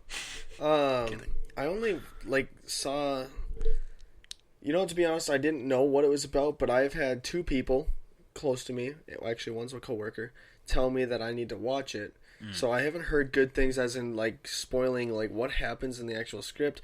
There was something that I saw on Netflix that when they were showing me their preview of it, Ryan Reynolds was telling these other characters that they need to go and die for some sort of cause or to accomplish something. And I don't know, but my coworker told me, because he likes action movies, he told me, he's like, yeah, 350 people died in the first 10 minutes of that movie. And I was like, oh really? He's like, yeah, it was fucking great. Fucking great. I was like, okay, all right. Who was it? There was this comedian who was standing outside of a theater and he went and saw the Avengers movie, and then he just stood up in front of the theater and he was like, hey man, Iron Man dies at the end. Just everyone who walked in, he was just, oh man, what movie are you going to watch? And they're like, oh, we're going to see Endgame. And he was like, oh dude, I just saw it, it's fucking sick. And everyone's like, he get his ass kicked? Everyone's like, really? Is it really good? And he's like, yeah dude, Iron Man fucking gets killed at the end, but he saves everyone, so it's cool. Literally destroys the movie. I don't know if he got. Did he not get his ass kicked? He might have. Probably should have. Because I think I remember hearing that as a news article or a Facebook Were you post. serious? So, yeah, just Probably happened. Like I think I saw something like the cops were called and someone beat someone up because they were sitting out in the movie theater spoiling it for everyone as they walked in. It's so funny. That shit's hilarious. Yeah, dude. I mean, I wouldn't be surprised. Oh man. But be that angry though that someone spoiled a movie for you. Like, remember that guy? Like, I understand, but like you can't kick someone's ass. I don't know if you saw the picture going around with that guy in Texas who had like a huge decal on the back of his semi before episode 7 came out, and it said Han Solo gets killed by Kylo Ren on the back of his fucking semi, and the big black letters just ruined Star Wars. Damn, it's so that's some fucking pretty hilarious. hefty advertising too, man. Han Solo gets killed by Kylo. It's like opening weekend. He just fucks it for everybody. How did he know? Probably went to the first series, the first showing, and then went and put it on and fucked everybody up. Damn. I don't know. That guy had a plan. He was obviously wanted to ruin some days. So what do you think's gonna happen in this new episode? I think fuck, man. I don't know, because I was kind of sad to see Luke turn into dust and wisp away. Right. But it's the rise of Skywalker. But so let me tell you a part that no one really noticed during that movie that I need to really make known. Are you gonna point out the whole golden? How he wasn't supposed to be able to move the golden dice that Han Solo used to wear or whatever?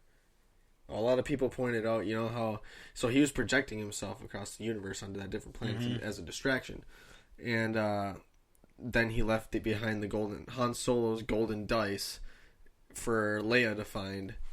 And a lot of people pointed out you can project yourself, but you can't move physical objects. Yeah, you can't. Oh, yeah, because he left it in. Yeah, that's bullshit. Obviously. So that's why I thought maybe that's what you were leading to. No. What I was gonna say was, what was it? Where was I going?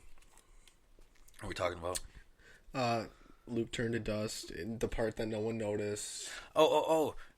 Yeah. So like when they're going over to that orphanage where those kids are like being forced to clean and all that other shit, like a fucking 101 Dalmatians type situation, and the kid, when he goes to pick up the broom, he doesn't pick up the broom with his hand, he forces it. I feel like it moves like I agree, that was like a 50-50. People either saw it or they very didn't. Subtle. Most people didn't see it, but that is definitely, I'm hoping that means something for the next movie. It's gotta. Because it has to, because remember how big of a deal it was for What's-Her-Ass to even, like, be able to access the Force? Just know that it's there? Yeah. And then the kid just moves a fucking broomstick. It's like, he knows he's got some power. Do it the next Anakin. Well, no, because that's not what I think. Because I think, here's my theory. So, Kylo Ren is arguably the strongest Sith that ever lived. Because it's supposed to be Vader. What's that? I thought it was pretty much Vader. No, because Vader couldn't even stop a bullet. Vader couldn't stop. Yeah, he could. Vader did not. Han Solo shot at him on Bespin with Lando turning him into Darth Vader, and he stopped bullets across the table. Did he really? Oh, you're right. Fuck me dry. You're right. I will pass. Fuck, I will take the win here. God damn it! My whole theory's shot. Fuck. Couldn't stop those bullets. God damn it. Okay. Well, here's okay.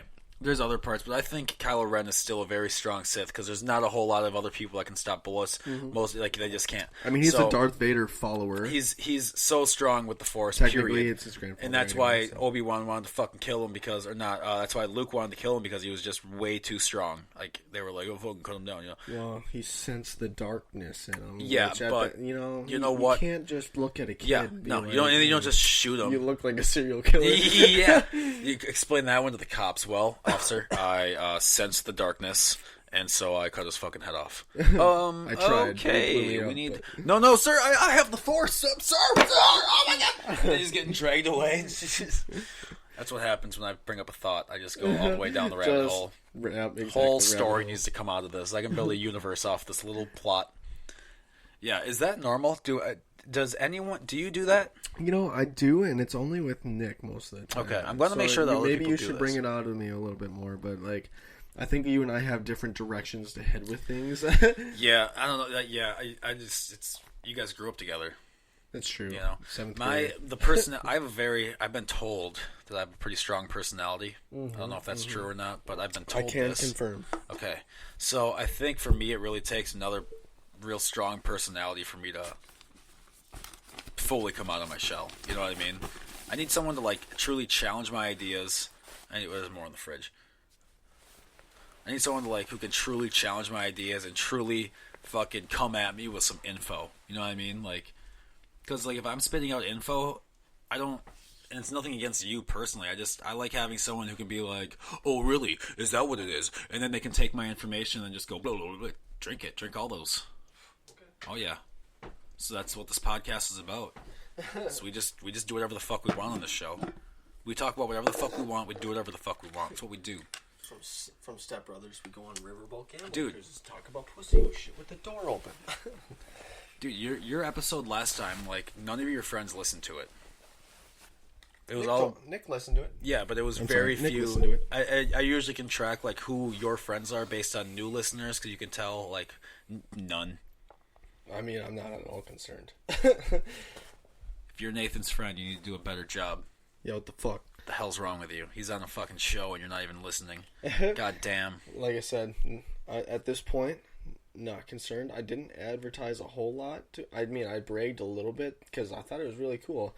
Podcasts were just kind of a new thing to me, and listening to them I still wasn't into, but you inviting me to be on yours was like super cool. So I did brag to a few people, thanks. But it's not like I went and pushed it, so I'm sorry for not advertising. Oh, no. I'm not saying you need to push it. I'm saying that I tagged you hella in all those posts. I put you on Twitter, even the account that you don't even use anymore. I do not have I put you a Twitter on Instagram. Account. Oh, I do, but I tagged your it. Instagram page. I tagged your Facebook. I tagged everything. And and everyone was like, oh, cool. And they all just moved on with their day.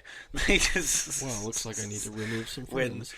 Every time, like when I had Donovan on here, just boom, blew up over in that direction. When I had Norby on here, Norby's fucking exploded. Oh, I believe it. Everyone and their brother listened to the Norby episode. A good fucking guy to listen to. That was thousands of people listened to that one. You see, I'm over in Afghanistan now. I got new listeners over in Afghanistan. You sent me a picture of like where the podcast was being downloaded, and I'm just like, what person over in India wants to hear us talk about American problems? Like, this is interesting as hell. I want to know like what they. I don't think I have any India listeners. Well, I guess I was just providing a weird example. Oh, just Middle East in general. I don't remember exactly where it was highlighted. But it was definitely not all just United States, and so I'm like, what are they interested in? And I'm happy they are, and I just want to know what they're enjoying. I'm in like the show. 23 countries right now, 24 countries. Right, and I'm saying that's awesome, but weird at the same time. Isn't it? Everything you're saying right now is going to be in 24 countries. I can't wait. Isn't that wild? I wish I knew. Thousands of people are going to hear this. Thank you. Well, hundreds of people will hear yours because your friends don't really listen, but thousands of people potentially could hear it if they wanted to. I'm just shitting on you a little too hard here. Okay, I'll stop. Oh, I'm sorry. I didn't take it as something I should clap back. No, you're fine. You're fine. Yeah, no, I honestly I'm not concerned with my friends listening, but this is a good time, and it is interesting to see where it ends up. And this is basically just us hanging out, and I mean, even when we don't have mics in our faces, we literally just have these. This is what we do. This is what it's about. This is what we do. Yeah. Literally, we just sit here and play games and shit talk. Like, I mean, I'm not surprised that my friends aren't like, oh, I want to hear you have a conversation with your other friend. But, to people who don't know us, like, the shit we're talking about, they get to have their own opinions and agree with, comment back to you, like.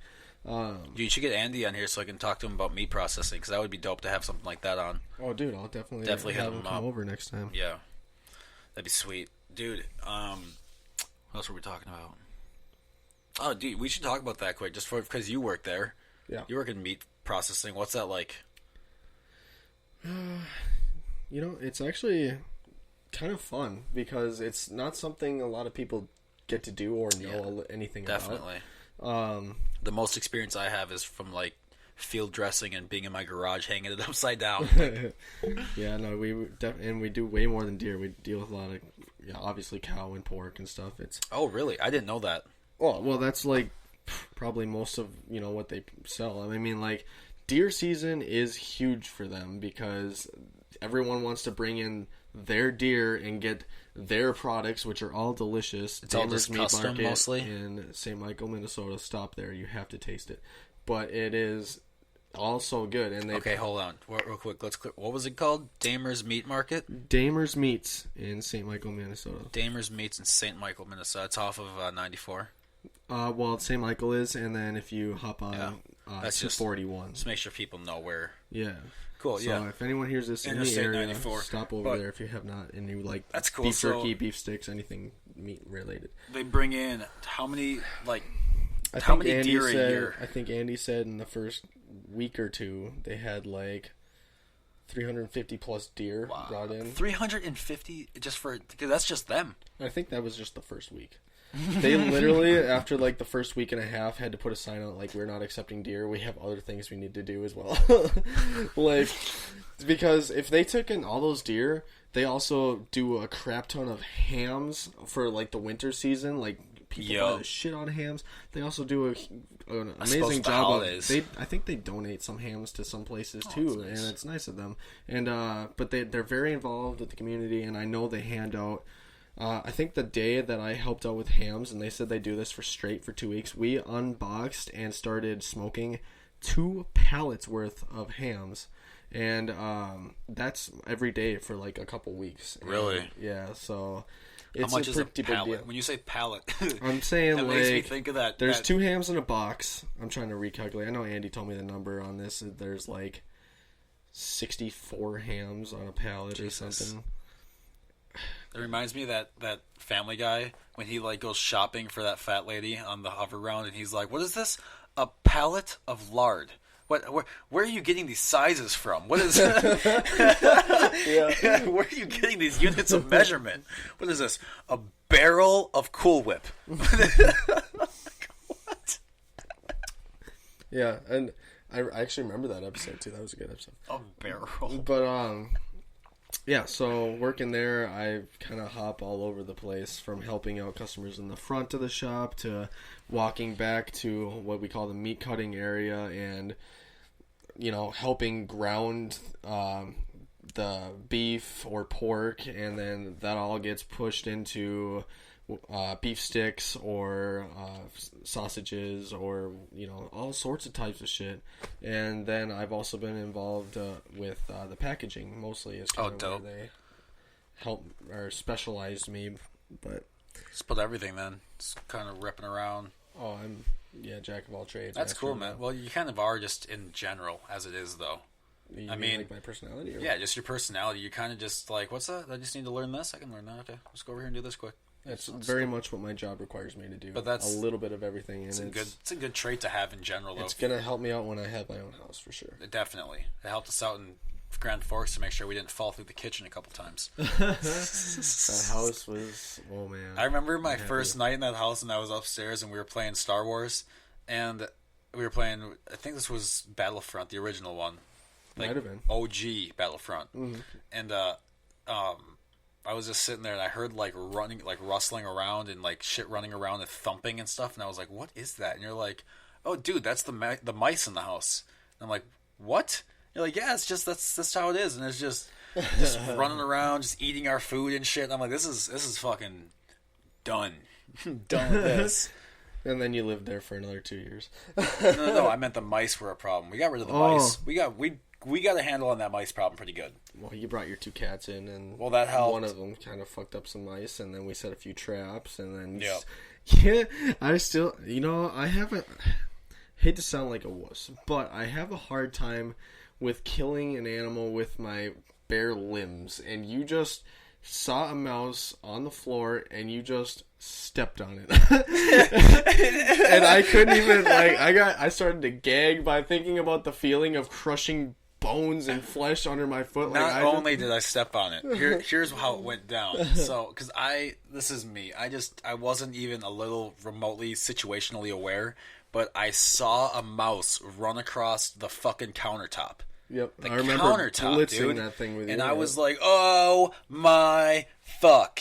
And it like, hell no. I was grossed out. But then it ran across the floor, and Thunder took a swat at it, and fucking it spun out, And I was like, yes, Thunder, tag team, my turn. And I came in with my size 12, and I fucking curb stomped the fuck out of this mouse. It blew up like a fucking water balloon. Just popped it. Let's not remember. And it looked like a grape. Like that.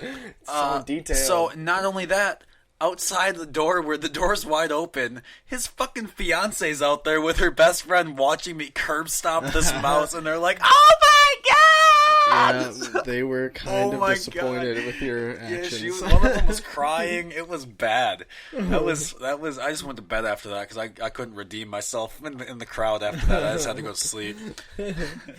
I was like, do you want me to let the mouse go? And they were like, no, but you didn't have to do that. I'm like, what should I have done in that split-second situation? A gun? Like, what would have been better? 0.2 seconds I had to react here. What should I have done? Yeah, and I actually recently had to hunt down a fucking... I'm not getting bit by this motherfucker. You know how many diseases these fucking things hit? I had to hunt down a chipmunk or a squirrel or whatever the fuck it was in someone's apartment at the apartments I work at. That was fun. How'd that go? Well, was it like Christmas Vacation? We went in and we each had a pole each, like half a broomstick. You guys were there as Ghostbusters.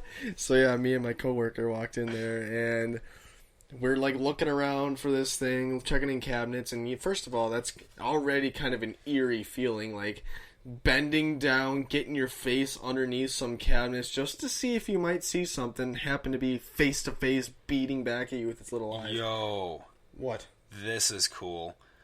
Say what you want about that's awesome. My grandparents just sent me a letter that they got in the mail from President Trump, handwritten, signed by President Trump, Melania Trump, and Barron Trump. Dang, that's why? Fucking awesome. Because my grandparents... Okay, backstory on my grandparents. My grandparents... my grandfather is... well, this is ethnicity-wise, came from Germany. And my grandmother came from Holland. And if you know anything about the World War II times, Germany was coming after Holland. Wasn't a good time to be in the Netherlands area. So, my grandma was fleeing. Obviously, her whole family came here. And then... my grandfather was trying to escape too, I'm pretty sure. And this is just, they don't talk too much about it, but this is what I understand. And that's kind of how they met. So it's kind of cool that that's kind of their backstory, I guess. But yeah, so my grandparents legally immigrated here and went through all that. And they had to like get the green card and do the process. And it took them a while to get citizenship, and then they got it. So for them, I think what got them on the super conservative route was like they went through hell to get where they got. Like, they went through some fucking shit. Mm-hmm. And, you know, now it's almost like you just get a driver's license if you walk in and you don't get caught. Like, you get in here and you don't get caught, you get a license. You know, like, the immigration problem is so much bigger than people think it is. Like, our immigration laws haven't changed since Reagan. That's really, since Reagan, that's unacceptable. Come on now. So people don't know a lot of how the immigration thing happened, but like way back in the day, we needed a bigger workforce in the United States. So we went with Mexico, and we're like, hey guys, we need some employees. You guys want to come over on these work visas? And they're like, yeah. So they all came over, and then one day we were like, nope, we don't want you anymore. Canceled the visas. All of them done. Now they're all illegal. Look at all these fucking illegals in my goddamn country. You invited them the fuck in. You let them in here. So then they wanted them all out. But then after that, they were like, no, come on back in. Everyone gets green cards. They handed out more green cards and reauthorized a bunch of green cards. And then after that, they were like, nope, no more green cards. Reagan, done. And now we have a bunch of illegal. So it's a bigger problem than just people jumping the wall, as everyone likes to make it sound like it is. It's a way bigger problem than that. We systematically had them come in. It's like inviting in a bunch of people into your house, and then like mid-football game, you're like, what the fuck are all these people doing in here? Get the fuck out of my house. It's like, that doesn't make any sense. You can't do that, you know? Yeah. So it's build that wall. Sounds cool. It's a trendy thing to say, but it's, what are you doing? How many videos are up already of those dudes scaling that motherfucker? Like, it's a stupid fucking, we're just spending billions of dollars just for someone to get his way at this point. It's fucking dumb. Back to the, card from Trump. Yeah, sorry about that. What did he get that? What did they get that for? So because of this immigration, the reason I'm talking about immigration was because my grandparents became conservative because they wanted fairness. Basically, they wanted, like, we had to go through this shit. Like, not that I went through it, you have to. I know it sucks for me, it needs to suck for you. So they don't want it to suck for them. They don't want them just to be able to walk in and do whatever they want. There needs to be a process. And that's fair. That is not a crazy thing to think, that our immigration laws need to be tightened. If Bill Clinton can come out and say harsher immigration things than Trump ever did, then how come it's racist to say that immigration, but this guy's your hero? Like, what the fuck? I just, do you understand that remember when liberals used to be like anti-war, anti-conflict, and like peace, love everyone, but now their heroes are a bunch of pedophiles and fucks that just hate everything? Like, what's going on over there, guys? So Ryder, you keep branching out. I do. But my grandparents, so they write, him a letter, or what? So they are like big supporters of Donald Trump because they don't like the current. They didn't like Obama, clearly. They didn't like Clinton. They didn't like any of those guys. So now that Trump is in there, because it's interesting because when it was 2014 and Trump was running with all the other Republicans, and I vividly remember hearing my grandparents talking about how terrible Trump was and how he's not a politician, he shouldn't be running. And then, like, it started getting down to the willy-nilly, and they were suddenly giant Trump fans. So I think they just kind of realized that they do what liberals don't do. They realize that, all right, this is what the party wants. This is what that's just what happened. Everyone voted in the primaries. They picked this guy. So this is the guy that they're going with. Whatever. Liberals, they were just, this is not my president. Fuck you, dude. Fuck you. I want half the country to feel like shit, and I want everyone to fail because I don't like this guy. It's like, so that's why they kind of leached onto him, because they were like, all right, everyone's just trying to fuck you over, and we don't want that. So they're writing to him a lot. They're writing to him a lot, and like I think they wrote to him for Christmas, wishing their family a happy Christmas and blah blah blah. Okay. And so they wrote back. That's cool. Yeah. The reason I'm plugging is because I'm trying to book my grandpa on here so I can like get his story out. I want to talk to him. I have never met your grandpa, but he sounds like a guy I'd like to talk to. Both of them are dope, dude. I've got some dope ass grandparents. Oh, are we talking about the one that is crazy smart, like makes his own inventions? No. That's my other grandfather. I'm getting him on here too, though. That'd be cool. Yeah, because you share a lot about him, dude, and his shit he comes up with. Yeah, I show you the pictures of this shit. Oh yeah, I made this today, and it's just like, what do you mean you made this today? What do you Rick from Rick and Morty? A computer? Yeah, he's literally Rick from Rick and Morty. He's just like, yeah, there wasn't a computer code made yet, so I just had to write one. What? This is a dude. Don't do that. You didn't grow up in this. My grandfather dropped out of school in middle school. He does not have a formal education at all. Nothing. But yet my grandpa like wrote the Linux code, writes C# better than C# can write it. He makes like Dreamweaver sites look better than Dreamweaver can make them look. He's so articulate and so smart, and he'll look at something and take it apart just in his head and know what's in there. And like I'm very much like him with my brain, like the way that, because I see a lot of shit. I don't really like, if people are like, what did that say? Like, I don't memorize words because I memorize the words. I read them off in my head. I see the picture and I read it. So like, it's nice, to be honest with you. It's because it's helpful, because I just seem to be, I do pretty well with that type of stuff. But like at the same time, like his ears are super, a lot of weird things, like his ears are very sensitive. You can hear bat sonar outside, and I thought I was the only one that could fucking do that. And I'm like, he can hear it too. That's cool. So yeah, he like in his garage right now, he built a big CNC router, and he handcrafts so cool. a bunch of shit. Yeah, he just wrote the code for that. Just decided. Big old supercomputer on the side that he built.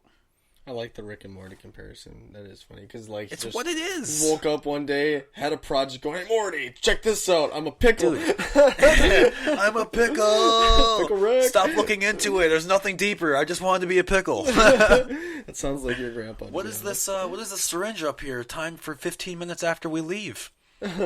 Well, if you must know, it's for something completely unrelated to this. So you won't mind if I take... Alright, we're just quoting the whole movie then. Dude, yeah, so he's... I'm getting him on here too, though. He's... both my grandparents are veterans. They're fucking dope. Mm-hmm. It's kind of why I was so disappointed when I couldn't join the military, because I was like, fuck. Yeah, that was pretty bullshit, though. Yeah, whatever. What can you do? What can you do? I do want to point out, though, that about 10, 12, 13 minutes ago, when we started the conversation about your grandparents, I was talking about looking for that squirrel, which is not as cool of a story. Let's talk about the squirrel, though. But you definitely hopped on your phone. I'm so sorry. And Whenever I have it on silent, but like I have it go through for like my family. I can still have their calls come through when my phone's on silent in case something happens. I just felt like calling you out. Yeah, you're right. That was rude. I'm sorry. That was rude. I'm very sorry. Let's go back to the squirrel story. So you're working at the apartment. You get word that there's a squirrel on the fucking loose. Killing people. Comes over the comms. There is a fucking squirrel in this bitch. They come in with the sticks. Mike was in the laundry room, and I was checking out the bathroom, and Mike said he found it, and basically just told me to close the door behind him. He sat in there for about 5 minutes, and you just hear shit banging around. Close the door behind. Just hear shit banging around, and like shit's getting broken, and just like all of a sudden, doof, just a thud, and it's just quiet. He's like, "All right, you can open the door and hand me some paper towels." Paper towels for a squirrel like it's a spider. Give me some paper towels. You gotta wipe the shit up. So I was like, oh. Damn, he just killed the thing. He grabbed a towel. He told the tenant that he would give them a new towel. But yeah, we ended up throwing that thing in the dumpster with the towel and the 2 rods. Wait. This squirrel is in someone's apartment? Yeah. Where they live? Yep. And he just closed the door, goes in there and just starts fucking shit up? Oh, yeah, just oh my god. Eight so like, on the thing. What? Were the people in there? Yeah, she was outside the door standing next to me. Oh my god, and she's just like... She actually's like, I don't really want to I don't want to hear anything, so I'm going to go in the bedroom. So she actually walked away. Do you remember the... Lock the door, bitch. You don't want to know what's in here. Remember that Workaholics when they had the mouse problem and they like went around with bats and they were just fucking up all the mice in their house? No. You don't remember that? No, not that episode. Oh man, one of the episodes they left a bunch of pizza out and their house was a fucking mess and they like left for a weekend because they got mad at each other, so they all moved out simultaneously for like 3 days and a bunch of mice moved in. So they all got baseball bats and shit, and they like went back in the house and like toss it up and crack. And, like, it was one of the funniest episodes. Like grabbed it by the tail and bam, bam, bam, just swatting it off the fucking table. And yeah, just like that's what he's in there doing, just fucking basically, swinging it around. He told me the story of like when he was in there, and he said he was like looking around, and he was like slowly opening up bags, and then like. Kind of, he just like he could tell this is where it liked to hang out, but like he's like looking around. He's like his face is like maybe 1.5 feet off the ground, and there's a shelving system right in front of him, and he like looks up, and he's like eye to eye with this thing. Looking at him it's like sitting on the shelf, digging into it. Like it's sitting behind. I forgot what candy it was. She had some sort of candy on it. I think it was Reese's.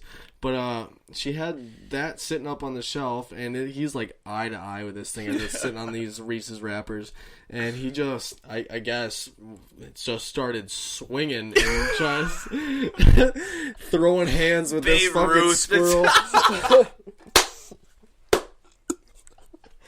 What'd you do today at work, Randy? Well, hon, I'll let you know. I got in a fight with a wild beast. With a fucking beast. It was rabid. Rabid, even. You don't even know. You don't even know, I think it was a flying squirrel. That shit I think it had wings. I think it was an octopus. I think it had genetically modified squirrel. It came into my fucking apartment building. It had been digging into her whey protein, and it just sat there, looked at me and said, squeak. Do you remember? Dude, that's so funny. I was just repeating the situation at our house when that mouse had been digging into our other roommates' whey protein, and we just imagined that this fucking mouse was gonna just bust out of the wall like the fucking Kool-Aid Man. It was gonna carry us the trap that got his hand stuck in. What the fuck is this trap doing in my house? We're so sorry, sir. We'll get that trap off your hand. I'm so sorry. Did you need more whey? Did you need more whey protein and some milk? He's got like a... Sorry about that, Mr. Rat. 2 times a day workout routine. Dude's got the gold medal from the Olympics. You know that commercial with the mouse? It's like for a cheese commercial, but like... It finds this cheese on a mouse trap, and then all of a sudden it just makes that snap sound like clap, and then it, like the lights go off or whatever, and then the next scene is like sad and like, oh, there's the mouse laying underneath the trap with its spring on it and everything, and then all of a sudden benched it. Yep. Bench pressed it. Just started bench pressing it, and it just that commercial killed me. Oh my god, dude! Do you remember? Oh man, I didn't even take those with, but there was I had so many mouse traps in the fucking roof or in the ceiling of our house because it was a drop down ceiling. Do you even know how many I had up there? No, I never even saw you put one up there. I put like 10 of them up there. Because that was that day that we kept hearing them run around above the ceiling. So I would do this thing where I would like lift it like a little bit, like with my little finger. Because I didn't want them to come get me. Yeah. So then I would like preset the trap and like... and like squeak it in the little hole, and then I would like lower it and then go down like, oh fuck, I moved them. I'm sorry. Then like I went like 2 tiles down and then another one and then 2 tiles. I was like very afraid I was gonna get bitten in the finger, and I was doing that. Very, very terrified. Hilarious. That was just how. Hey man, we got some ice in the house. Can you come clean that up? Sure. We'll get that in like a year. Hey man, both of our garage doors don't work. Could you come fix our garage doors? Yeah, that was a sad situation. He was a nice landlord because he didn't give a fuck what we did, but right, exactly. It's kind of give and take there. You get the chillest landlord in the world. You could be late on rent, or you could build a fucking racetrack in his backyard. Or you could smoke hella weed in the house and have it reek. How many blunts did we notice? I'm holding up quotation quote marks. Unquote didn't notice. Dude, shut the fuck up. He knew everything. Right. That dude just also smokes weed. I gotta pee so bad. Then go take a piss, dude. Okay, I just wanted to make sure. Yeah, go ahead. Absolutely. In the middle of one of these things. You can do whatever you want. That's what the podcast is. That's what this is about. This is about doing what the fuck you want to do. Do we take a break? No, I'll just keep talking. A caller?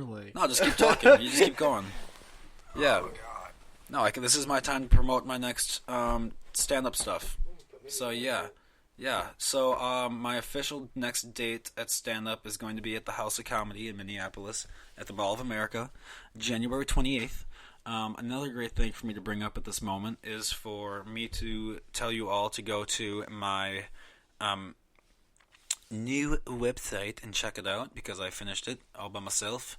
It's jakeridercomedy.com. And then what you could also do, and this would be dope, is go to my Patreon because I'm putting all of my stuff up there advertisement free, and I'm putting special content up there.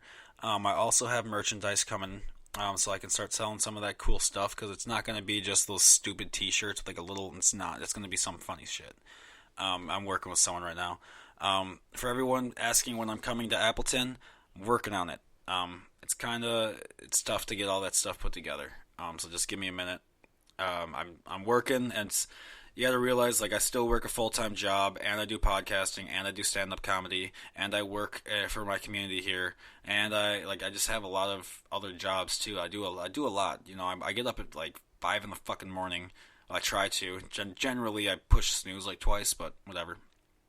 And then I'm working all day, and I'm up. Like right now, it's 9:30 p.m. I'll be up editing this until like probably midnight, and then post it. And then I got to get all my emails answered, and I got to reach out and send out some clips. It's a fucking grind, dude. It's not easy, So that's just kind of where where the delay is. I don't have a manager, don't have an agent or anything anymore. It's just I don't need that. It's just I tried that once. Just I don't know. I just seemed like I was being played, and I can do it my fucking self. Like, why do I need someone? If I've been doing just fine on my own this whole time, why do I need someone else? Dude, let me just handle all the money, and I'll just give you like a dime of it, and then I'll just take the rest, okay? No, fuck off, dude. I can do it by myself. I don't need your fucking advice. Thank you, but no thank you. Sorry for that, but like, if you're a manager and you're listening, if you're an agent and you're willing to help, cool. But if you're coming in to make money off of it and just use me, then you can fuck off, dude. It's not happening. I'll get back on track here, but that's just kind of where the delay is in that. Got some cooler guests coming up, which would be pretty cool. Got a professor. I've got an actual academic professor coming on, so that'll be cool. This is like, he's a professor back when they were real professors, not when they were just handing out PhDs to people who had gender studies and shit. Like, this is back when, shit was real. He's also the author of a book, a couple other things, so I've got that coming up, hopefully. Got one of my couple. It'll be cool coming up. Anyway, Nathan's back, so we can get back to him. Hi, Nathan. I still hate your mirror, dude. It's okay. Yeah, you don't like watching yourself piss? I don't like watching me with my dick in my hand. It's cool. It's the best type of mirror.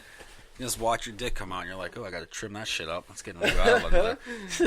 That's probably the best spot. It's to it's a good, huh? yeah, it's a good little manscaping routine in the morning. Yeah. You never know. Yeah, it's a weird bathroom. It's like the mirror is like 12 feet across, legitimately. It's really big. All the way from one wall going across the vanity and then over the toilet right up against the shower. It's pretty crazy. It's a big ass mirror. All of the bathrooms here have that. Oh, really? Yep, all three of them. It's pretty wild.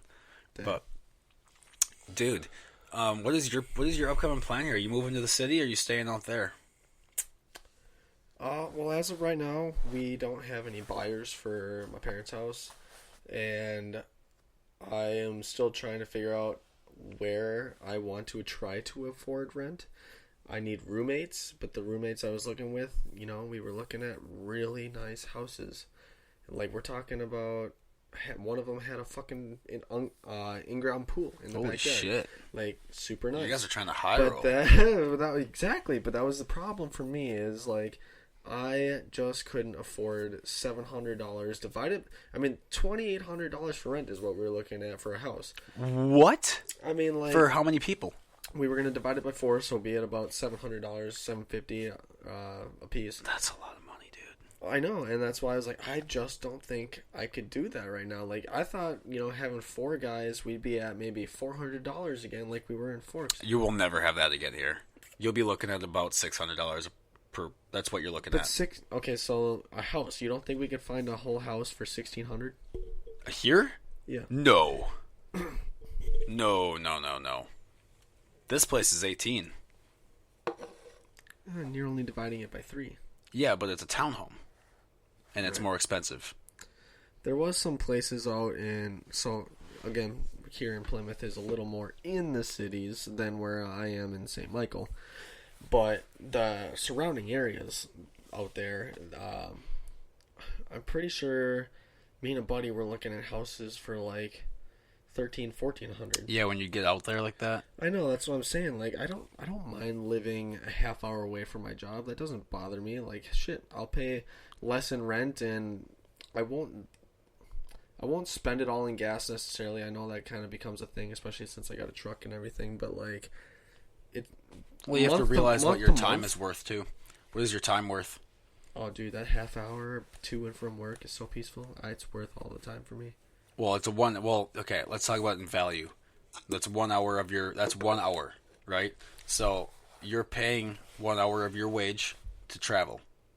See, I knew you were going to lead to this, but I guess I never actually put my own time value into perspective to come up with a dollar sign. You have to, always. Especially, you have to.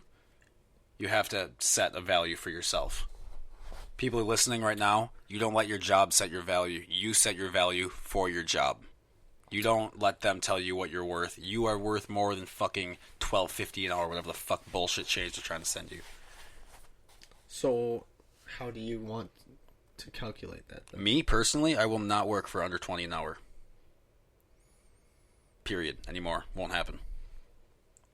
Right, so, but how did you, like, decide that? How did I? Yeah. Basically, I just figured, like, where I'm at right now in my life with my age, what is the average median income? And I don't want a median income. I want more because I'm just who I am as a person. I'm not comfortable with average. I never was, never will be. Mm-hmm. So I was like, well, I'm going to add 10% to this because that's what I want. I want to be 10% above the curve. I don't want to be like 30 and be just a little bit above the curve for my age. So I did that. Added that 10% buffer in there, and then I realized, well, how much extra do I want? Buffer, you just put out all of your bills into a spreadsheet. This is how much my expenses are, so this is how much my income needs to be to make this happen. And so that's where I set my value at. So for the lifestyle I want to live, not need to live or want to live, but for the lifestyle or not need to live, but like I want to live this lifestyle. Right. And I don't feel bad for wanting to live a nice life. You know? No, God, no. So, well, people will make you feel, oh, you shouldn't be fucking doing that. Dude, fuck you. You know how much of these businesses, literally, what company was it that just They got rid of all of their company pensions, even though they just posted their highest. General Electric, they posted their highest profits in ever last year, and they just cut pensions for everyone. So your job has enough money to pay you. They're just choosing not to. Right. You're worth more than that fucking bullshit change they toss your way. You're worth way more. Remember in 2008 when the financial crisis happened? All those people who caused that crisis got a bonus on the dime of a taxpayer. Yeah, so that's why I don't feel bad when I say I demand more money, because I'm not going to be stressed out over fucking paper. It's not happening. Fuck you. You guys don't stress out about it, so why do you want me to stress out about it and come to work and give you my best wage? You want my best work from me, but you won't pay for it? Fuck you. You're going to be paying me minimum wage, I'm giving you minimum effort, motherfucker. But if you want me to work while I'm at work, you're going to have to pay it. Period. Mm-hmm. Yeah. People need to be way more strong-willed about that. Way more. You're not worth it. Go for instance, like when people talk about the gender wage too, the gender gap, women are more agreeable than men. Generally, on a general scale, women are more agreeable than men. So, like, for the same reason why, like, you go to a store and you get a helmet from a Bell helmet. The blue one is $20. The pink one's $25. Well, because men would never pay $25 for that shit. We'd be like, fuck it, leave it on the shelf. Women want it. They want it. They look cool. They'll buy it. That's why. They're more agreeable, period. So that's why they'll kind of just, to avoid the conflict, they'll kind of take what they get. Generally speaking. This is not me, dude. Fuck you. That's not what women do. Okay, maybe not all of them. But most of them, for the most part, sociologically speaking, yeah, they do. So that's part of it too there. So, I don't know. If you're feeling like you're struggling financially, don't do that to yourself. Go to your boss and say, hey, I need to make more money. And then if they say, hey, I can't do it, go to the fucking gas station and ask what they're paying, because it's probably more. And even if you don't want to go work for the gas station, fill out the application, get the offer, bring it to your boss, be like, hey, I want a raise or I'm going here, bitch. And then they don't want to spend their time trying to fill your position. They're going to give you the rate. It's going to be way easier than filling the position and retraining someone, spending all that fucking time doing it. I used to be a manager. I know what they fucking do. It's a game that they play. So if they're going to play hardball with you and not give you a raise, go find someone that pays more and then bring that to them. Say, hey, bitch, you will give me the raise or I'll go somewhere else. That's how you handle it. Yep, play hardball. So that's how I set my value. Just sum up the last 20 minutes.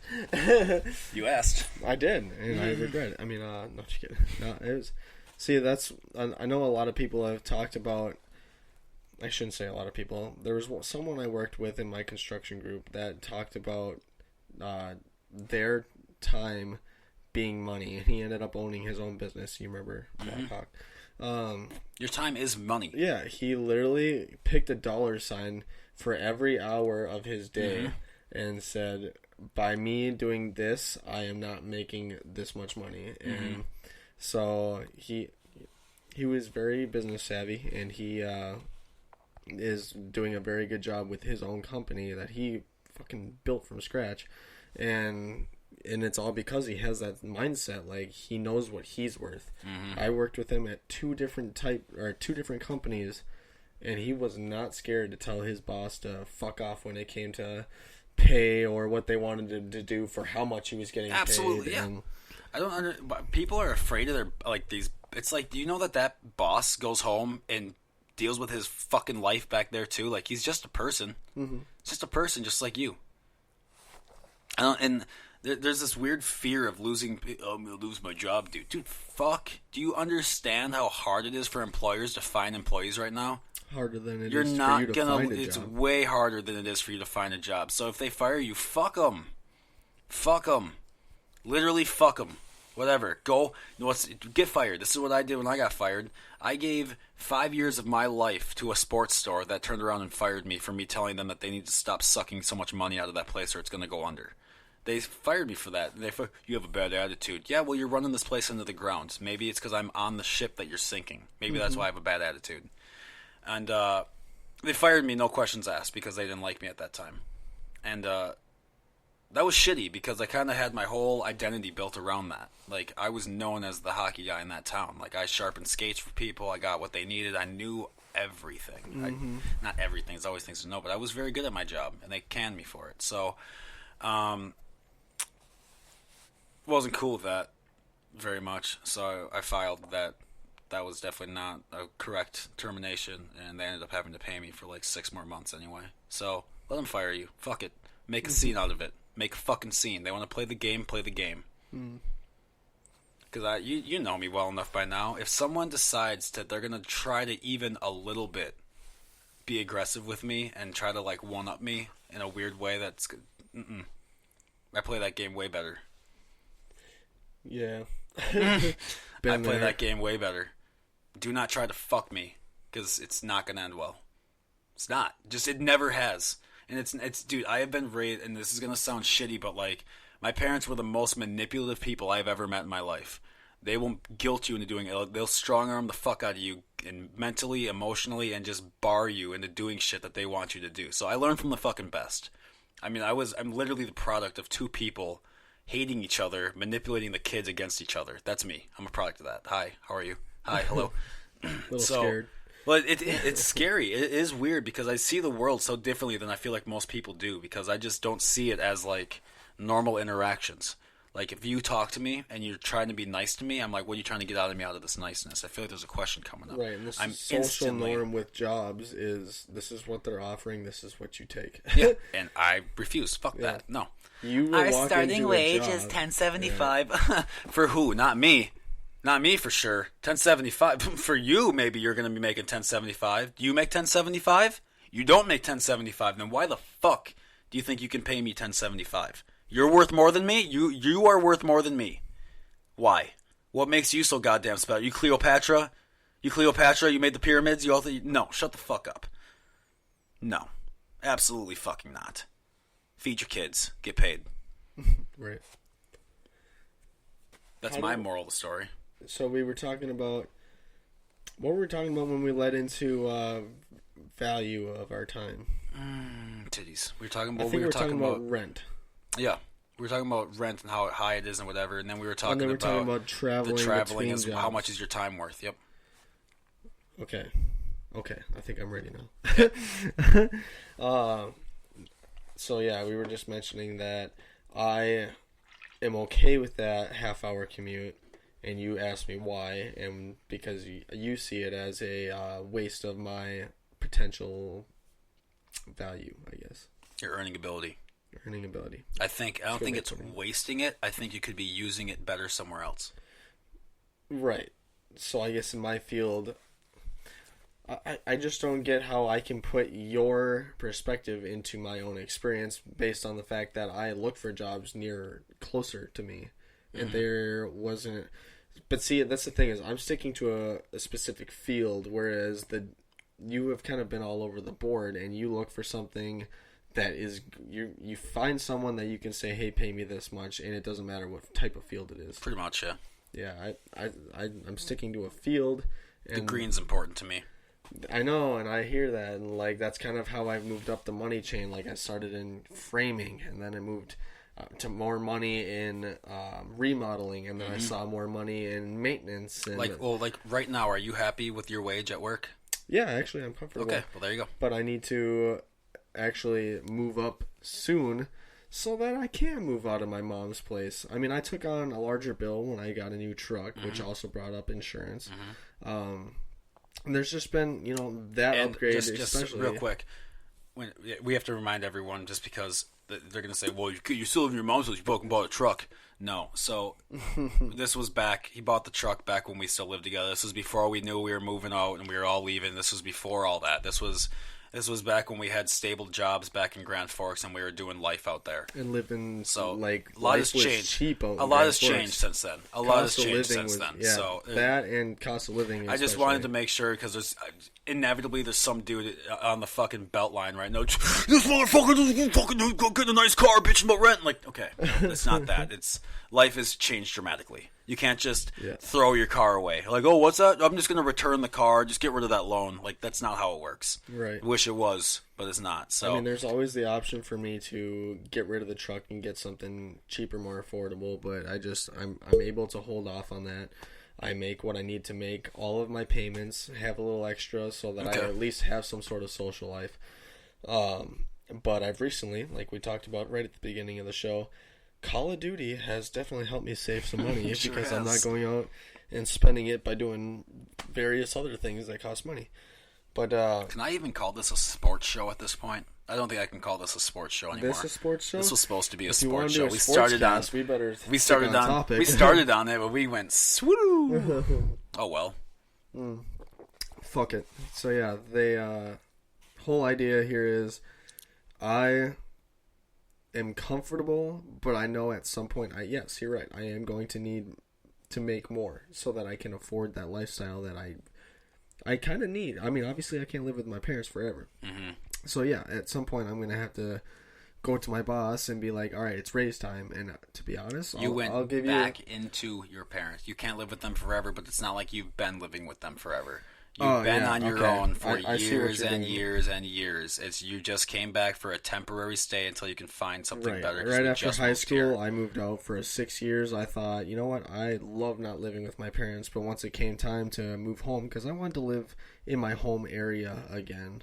But at the time, I had a fiance. I thought we were going to be, going 50-50 like I said, on shit. A lot has changed. Right. So, I mean, it just, and the breakup all happened as the planning was happening to move home. It was a tough time for that one to happen around that time. So, yeah, I mean, it all just kind of boiled down to, well, I'm still moving home, and mom and dad's door's always open. So, So I just want to make it very clear to everyone that I appreciate that. A lot has changed. It's not like you made it's not like you made poor decisions and now shit's falling apart. No, a lot has changed. Mm-hmm. A lot. You can plan as much as you want, but the only thing that's ever consistent is change at this point. Appreciate you backing me up. You're welcome. Just wanted to. I know how these things can go. You say it once, and everyone's like, "You hear it? Here's exactly what you said. Here's my blog. Here's a quote. Type it up." Like it's just.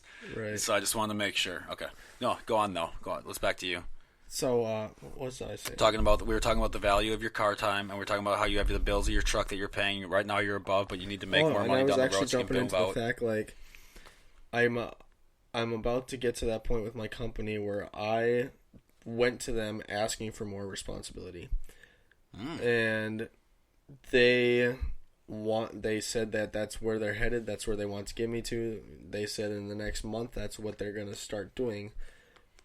I didn't talk pay raises at the time, but I think that would be when I take over, when I kind of prove myself a little bit that I am able to handle this responsibilities that they gave me and took away from my lead tech.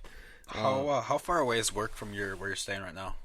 It is basically exactly 30 minutes. So do you drive here? What do you mean? Into town? Into the city? Do you come to the city for work? From St. Michael to Plymouth, yeah. Damn. Every day. Yeah. It's just for me. It's just. I would never do that.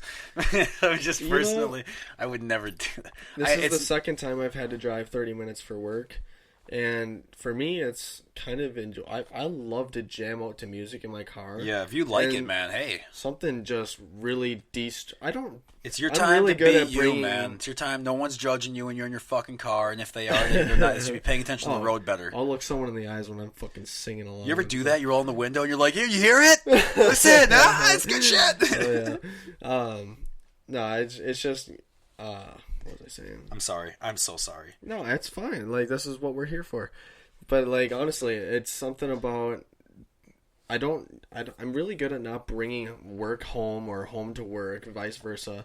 And Yeah, you are very good at that. And I mean, most of the time, my work life doesn't know that anything's going on in my family life. And right now, there's some stuff that's been going on in my family life, and they didn't know about it till, like, a month in, and because they even had to ask me if everything was okay, because they noticed that I've been acting a little different, off. But I didn't bring drama, and I didn't. Yeah, I didn't get super. I got work done. I didn't get super negative, but handled your shit. But even if I do that, jamming out in the car is a huge stress reliever, and it's good to get that 30 minutes of relaxation, alone time, just think it out. And then get home and... Do you want to know what I used to do? And this was such a waste of time, but it used to help me a lot. What? But, like, back when I was a cadet in CA, so, like, I did a lot. I was in a lot of sports, but I was also in this program called Civil Air Patrol. And it was, like, a military cadet program where it's the auxiliary of the Air Force. So you're, like, an Air Force cadet in the most layman's term possible. Mm-hmm. You're not really, but that's just what... It's an easy way of thinking about it. So I needed what was called a structure growing up because I was kind of a wild. Like right now, as I'm talking to you in this podcast, I'm heating up a nail with a dab in my right hand because I just can't focus for more than 2 seconds on one thing. Structure has not been there. Got it. So, structure was good for me. That really helped me a lot. That got me through school. You see, if he was the only reason I survived school, otherwise I probably would have not survived school. But like, that program is like one of the best kept secrets. It's amazing what that thing did. And what was my point? What was I talking about? You were talking about... Fuck. Well, that's not going to help you remember. Nope. Nope. Titties. Yeah, I think it had something to do with titties, actually. I don't think so. Oh, no. Shit. No, we were talking about my drive to work. Commutes. And jamming out. Oh, here we go. Yep, back. Back when I was a cadet in CAP, military cadet, Air Force, blah, blah, blah. What helped you, really stress and shit. Well, sometimes it was kind of stressful because I got put into a staff position over some time. Like after a year in, I started kind of worked my way up the ranks. And there were some times...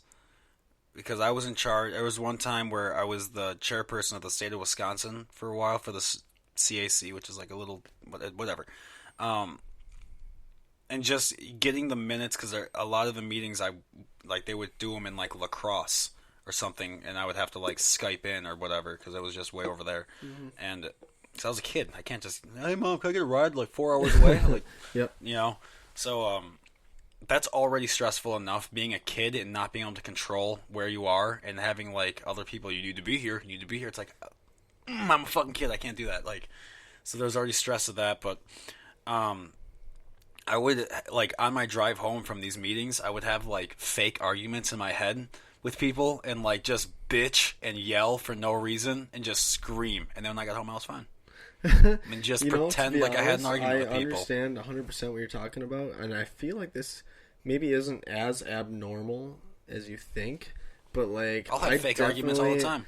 Right, like it's such a waste of time. And it's definitely when you're angry at someone or something and you like create this possibility of a future argument that's probably going to happen with them. They're going to say this. All the shit and good points you're going to make. And they're going to say this, and then you have this to rebuttal with, and they're going to say this, and you're going to, You ever get to the point where you actually get to that argument and you're like, well, this isn't how I thought it was going to go. Yep. This is just not at all what I thought was going to happen. Yeah, that's what I'm saying. It's such a waste of fuck. Like, I realized probably around like 21 years old, 22, I was like, this is so fucking stupid. What am I doing? This is a waste of my fucking time, dude. And I'm glad, because I also used to like have these thoughts too, like a lot. Like, let's say we go to the comedy club and I'd see a comedian who was doing better than me. I would be like, oh, fuck that guy. Like, that guy fucking sucks. Instead of being like, no, that guy's fucking funny, I would be like, nah, that guy sucks. And it took a minute for me to like to realize, like, what am I doing? Mm-hmm. Like, what the fuck am I doing right now? Why don't I want him to... I want him to do well. Good for him. I just don't... I'm a male. I don't like competition. That's what it is. Like, you gotta realize, like, there's biological instincts that you can't ignore. We're fucking chimpanzees with computers. You know? It doesn't make sense. Like, we have a lot of resources that most things our age wouldn't... It doesn't make sense for us to be able to have the tech that we do. Like, primates are not meant for global communication like we are. It shouldn't be. Like, what we're doing, we're talking into pieces of metal that are going through wires into this box, into that box with lights on it, and it's going out for everyone to listen to. And I don't know how any of that shit works, but it's working. You know what I mean? Like... And people over across the sea is fucking listening to it for some goddamn reason. It trips me out. Like, I'll look up at the stars at night, and, like... I'm constantly freaking out all the time because, like, we are on a rock made out of water, and we're on just the small land parts of this water rock. We're on just the little islands because we're 80% water. We're fucking mostly water. We're just the little land parts, and we're on this, and we're fucking hurling around a flaming ball of nuclear explosions all the time, and we know it's going to run out in like 500 million years, so we know there's going to be an end day eventually, and we're ripping around this son of a bitch. But if you look up at the same time, we got a little rock ripping around us too, little moon just going, hey, I'm the moon, hello. And as the same thing, we're ripping around this star, and then we got all these other planets ripping around the star, and that called our star's sun, trailing us along, ripping around this other whole things. thing, yeah. Then our star is going, hey, what's up? We're going to be hauling across across space at like a bajillion miles an hour, and now we're fucking hauling through space towards the Andromeda Galaxy. So it's like we're constantly doing this crazy shit, and like we're like, well, I mean, James, did you get those tax forms filled out? It's like, fuck the tax forms. Do you even realize that like in 1 second, if the sun decided to burp and like a solar flare just and just torched, we'd be fucked. Like fucked. It would shut down every piece of communication that we have. It would shut down every computer. Everything would die. Your car would die. Everything would be dead. You know how long it would take to recover from that? I don't think we would. Dang. So for us to be running around, Stone Age but that's what I'm saying. At the same time, then we all get in our cars every day, and we're just like driving in traffic with hundreds of other people in formation. It's like formation flying every day, jobs that are and pissing we're us off. trusting that everyone else isn't gonna fucking slam their car into us at any moment here. We're just trusting that that's gonna happen. So all of this is going on all the time, and you're so mindless to it because you're used to it, but it's happening all around you all the time.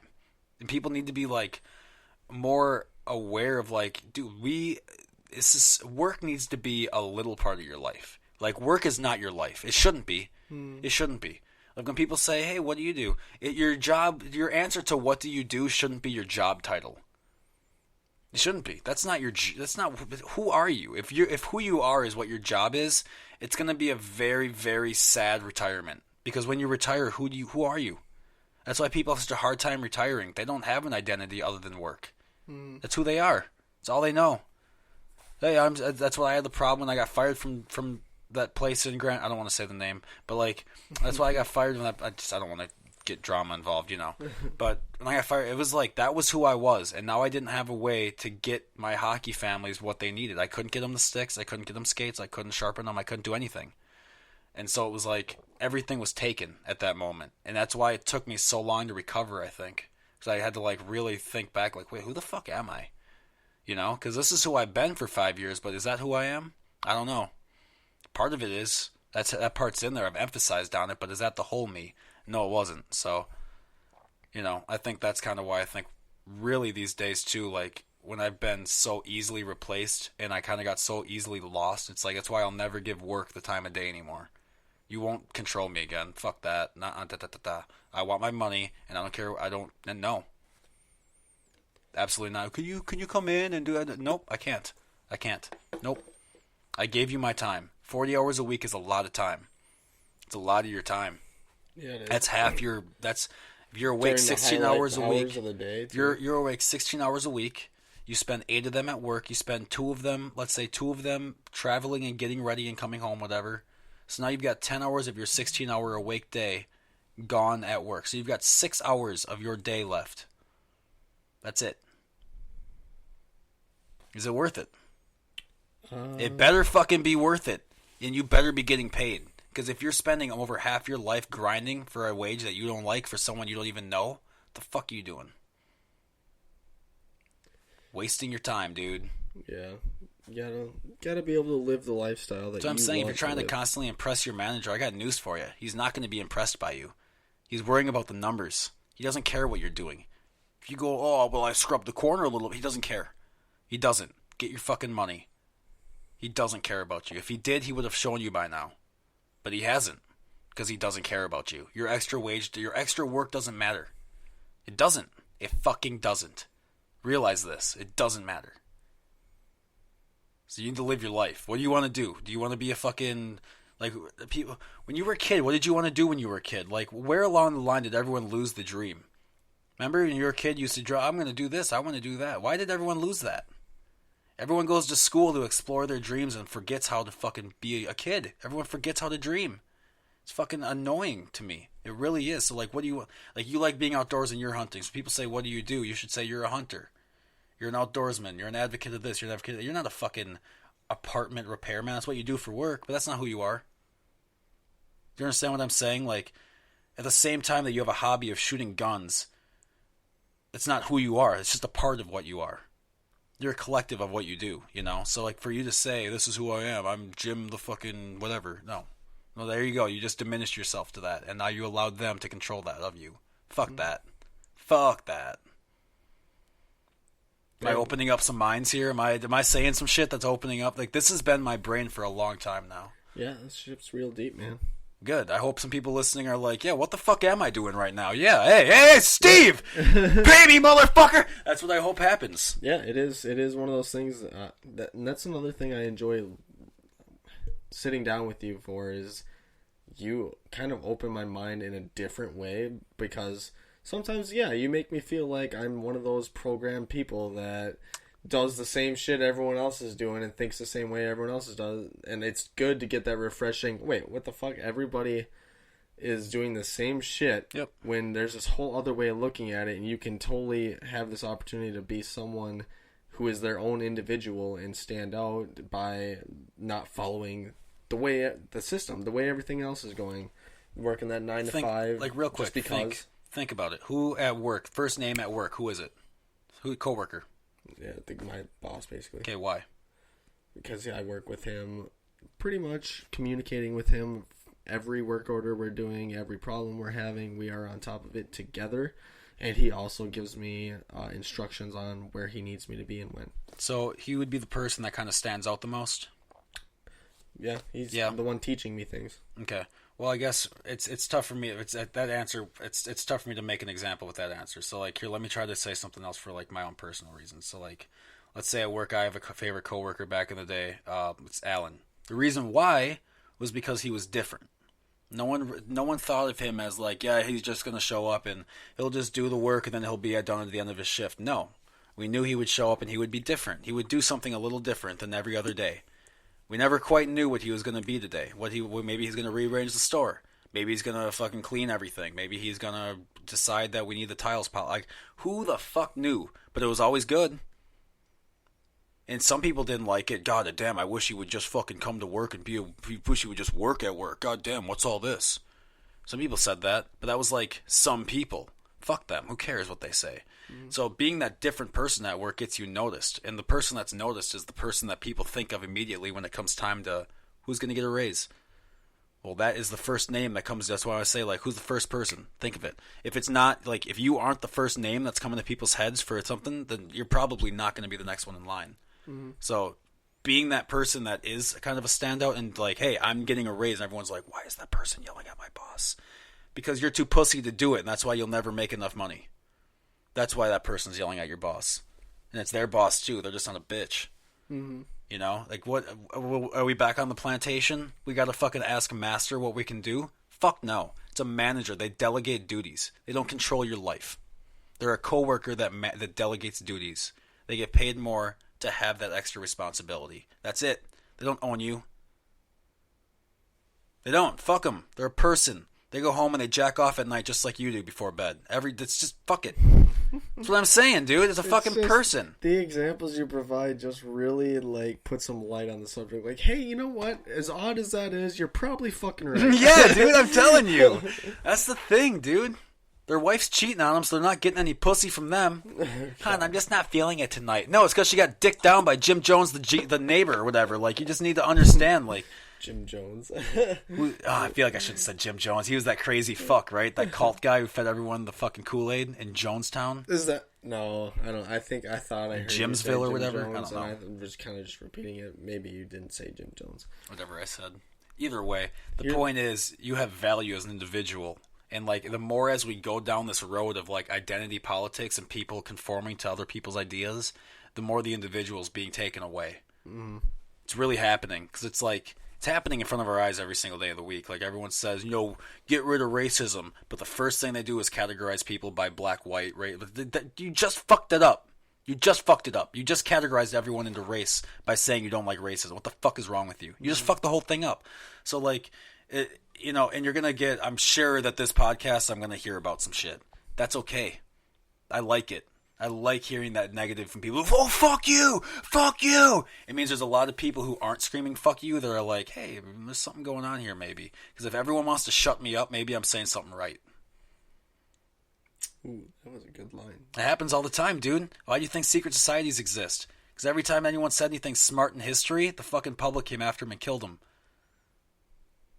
That's why secret societies exist. Hey, maybe the smart people should just get together and discuss ideas quietly and not share with everyone because we don't want to be burned at the stake for saying the Earth isn't flat.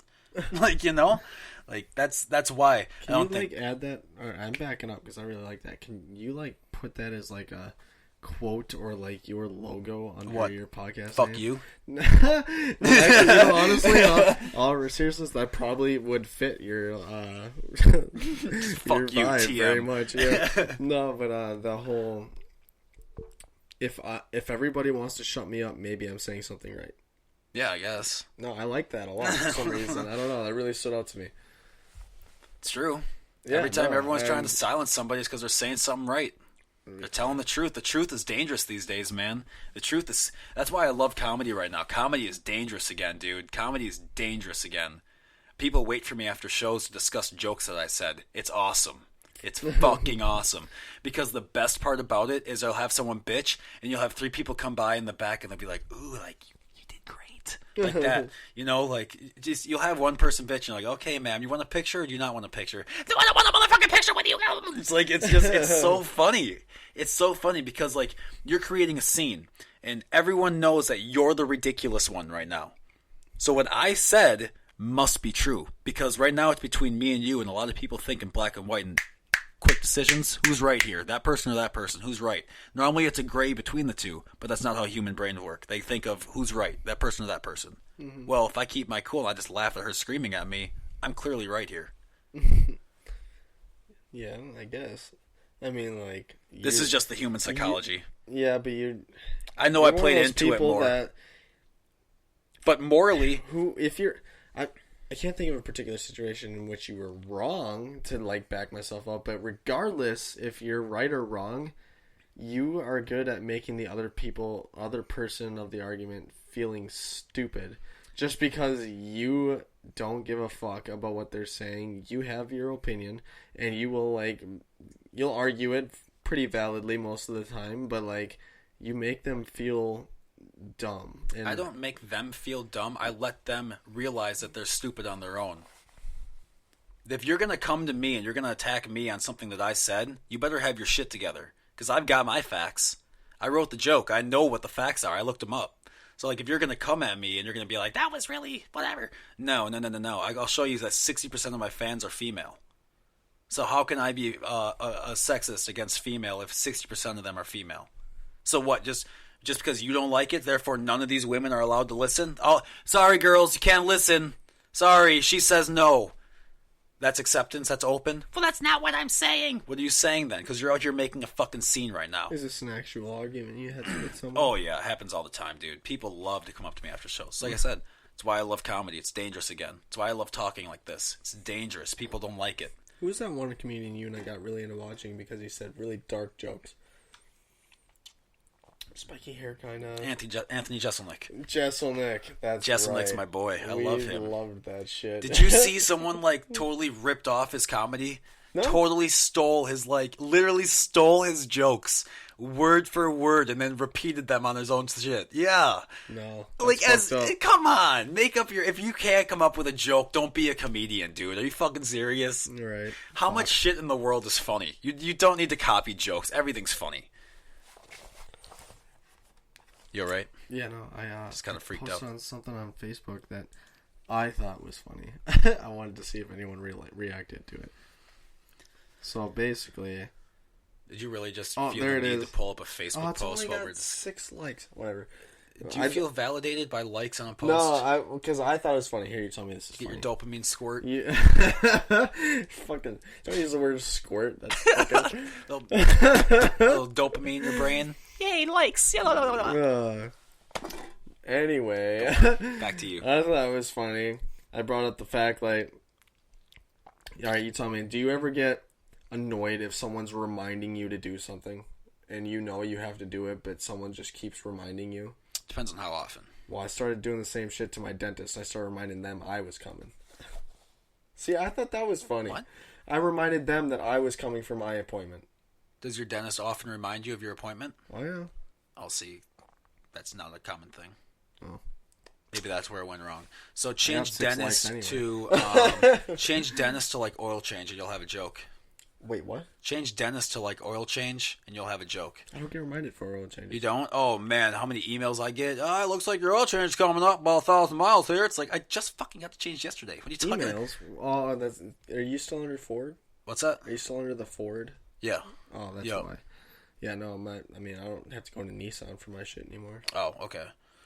I still have the warranty plan or whatever, so I guess that's that's probably why you get reminders. It's a dope warranty plan. Okay, maybe that whole but see, reminders joke is black and black and white for everyone. See what we have right here? That's you might think you have a killer joke, and then you go on stage and you just eat a dick with it, and it's like, it's terrible. I'm looking for that. It's the worst feeling ever. It's so terrible. It's the worst feeling when you just go on stage and you just gargle some balls for a couple hours. It's just the worst. Well, this clearly wasn't the right crowd. Oh man, when you say a joke that hits sometimes, and then you go to the next crowd and it's just like crickets, you're like, When's your next comedy night? I was saying that when you were in the bathroom. The official, like the next night I'm scheduled in for somewhere. I need to get back on my horse. I haven't been scheduling as many as I should be. I've been so sidetracked with everything else. It's not an excuse. I need to get my shit together. But it's January 28th at the House of Comedy in the Mall of America. So you can come early, watch me get scared going up the escalators. It's very frightening for me to do that. Very frightening. Fear of escalators or what? Oh, I have a fear of elevators, escalators, and heights. Maybe that's because North Dakota's flat. You'll never see me on. I sit down on escalators and have to like cover my eyes. I can't do them. They scare the shit out of me. It doesn't make sense to me. Can you tell me what it is that scares you? I don't know. Me either. There is a true, like, this is one of those ones that, like, I cannot figure this one out, why I'm so afraid, but, like, the fight or flight, like, the fight or flight idea, It's not really that true. Like, what's really true is fight, flight, or freeze. People freeze up all the time. When they get scared, they freeze the fuck up. And, I try not to be afraid of a lot of things. Like, I know danger exists, and I try to recognize danger, but I don't want to be afraid of the danger, because if you're afraid, then your brain starts going into, like, a weird primal instinct, and you stop thinking clearly. So, I try to remain as calm as possible, and try to just handle a situation, but that is not what happens when I get on heights. Like, I am toast. Done.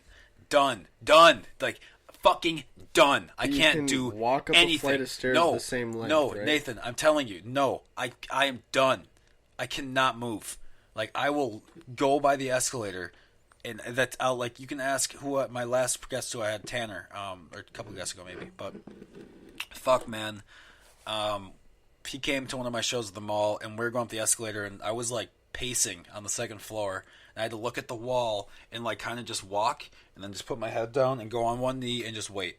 And then we went to the third floor and did it again, and then waited, and then the fourth. Yeah, so it's very hard for me to go up escalators. There is an elevator.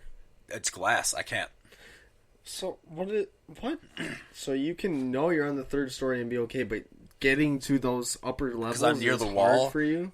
Because if I'm near the wall, yeah. So there's places in the Mall of America where you can look over edges. So no, absolutely not. Okay, no. So it's more of a fear of heights and seeing the height. It's a fear of falling, I think. I think I'm afraid I'm going to fall. Okay, I think I've been really digging deep into my own psyche to try to figure out why am I so fucking afraid of heights. I've been trying to figure this one out for as a guy who likes to fly planes. Okay. Yes, I love flying. It's so weird. I know. Yeah, but I'm going to be real with you. When I fly, though, the reason why I like it is because the whole time I'm flying, I feel that little tingle, little pinch of adrenaline the whole time. The whole tingling time. In your balls, big metal butterflies fluttering. It just makes me. I'm on the edge the whole time, so I feel very safe because I feel like I'm very aware of everything around me all the time when I'm in a plane. I'm very aware of it. I don't get too comfortable. So I think that's a good. I think it's a good trait to have. I don't know about others, but I will never get very. I will never get very comfortable. Like, I'm comfortable to fly a plane. Like, I know what I'm doing. But you'll never see me like slouch back and not be constantly checking the gauges and constantly looking out the windows. You won't see it. But like, if I'm out in the open and now we're like looking over an escalator, game the fuck over. Nope. Look over a balcony. Nope. First thing I think of is someone's going to grab my ankles and throw me over the top of this bitch. It's the first thing I think of immediately. Jake, that's a really irrational fear. Yeah, tell that to that 5-year-old that got thrown over the fucking balcony. What? The Mall of America, that kid that got thrown off the balcony. Did you not hear about that? No, I did not. Yes, dude. There was a fucking child who was just walking with his mom, and some guy ran up out of nowhere, grabbed the kid out of his grandma's or out of his mom's, like, you know, hand, whatever, like, because he's walking, holding hands, probably, whatever. Throws him over the balcony, and the kid just claps, hits the ground. What? Yeah, they arrested him, and they did were like. he provide any sort of excuse He said of that why he did that? He literally, quote unquote, I went to the mall because I wanted to kill somebody. What the fuck? You choose a fucking child and you're gonna what? For those of you who don't know this story, he is actually doing very well right now. He's doing great. He got released from the hospital. He's walking again. He had some brain issues for a while. I kept up on the story because kids are very sensitive to me. I get very emotional when kids get involved with problems. I'm sure Naython knows this. I get very sensitive. That's why he likes to coach younger kids. Like, just he did a good impressionable job ones. Oh, you should have seen when just he had to say goodbye to his because hockey team. That was a tough night. Yeah, it's just impressionable because I remember when I was a very impressionable kid, and it was. I'm just glad that I had the inner psyche to be like, this is bad if I go with these people. This is not going to be good. Most people don't do that. Most people are like, these people are being nice to me. Let's go with them. So I like being a positive influence on kids that could potentially not go the right direction. Mm-hmm. You know what I mean? So that is why I get so worked up. Because they are innocent. They have no... They need to be outside playing with baseballs and fucking hitting each other with sticks and shit. Just whatever the fuck kids do. They don't need to be worrying about whatever adult problems you have. They don't. They don't. They just don't. That's why, like, divorces are so stupid with kids. They use them as, like, I guess it hits me because they use us as weapons a lot. But it's like, you can't use kids as a weapon. You can't. It's unacceptable. So that's why, like, it's very hard for me to, yeah. Did that moment, because this is kind of similar to what you're talking about right now, and I'm sorry if this is out of line for you, but that moment in the office when they are at, like, the hearing for Jan and her getting let go or whatever, but when Toby sits down with Michael and starts saying, I kind of know what you're going through, my parents got divorced and they made me choose sides, and I was like 5 years old. That shit hit me in the heart, and then Michael Scott threw his lunch on the ground. I know. I was just like, heartless. Michael. Michael. You asshole. Right? I mean, there's some Toby situations that kind of just hit me in the heart. I was like, ooh, that poor fucking kid. Can we just take a moment and discuss the most patient man in the office? Toby? No. Which one? The CFO. Oh. What's his name again? Wallace. David Wallace. David Wallace. The most patient man in cinematic history. Yep. That man put up with so much shit. You remember? Michael Scott's phone calls. No, Michael. You cannot do that. When he, like, makes an ass out of himself at the shareholders meeting, and they're like, who is this guy? Who's got the off button on him? And Michael's like, I went down there and I riled all those people up and I made them happy. And he's like, yes.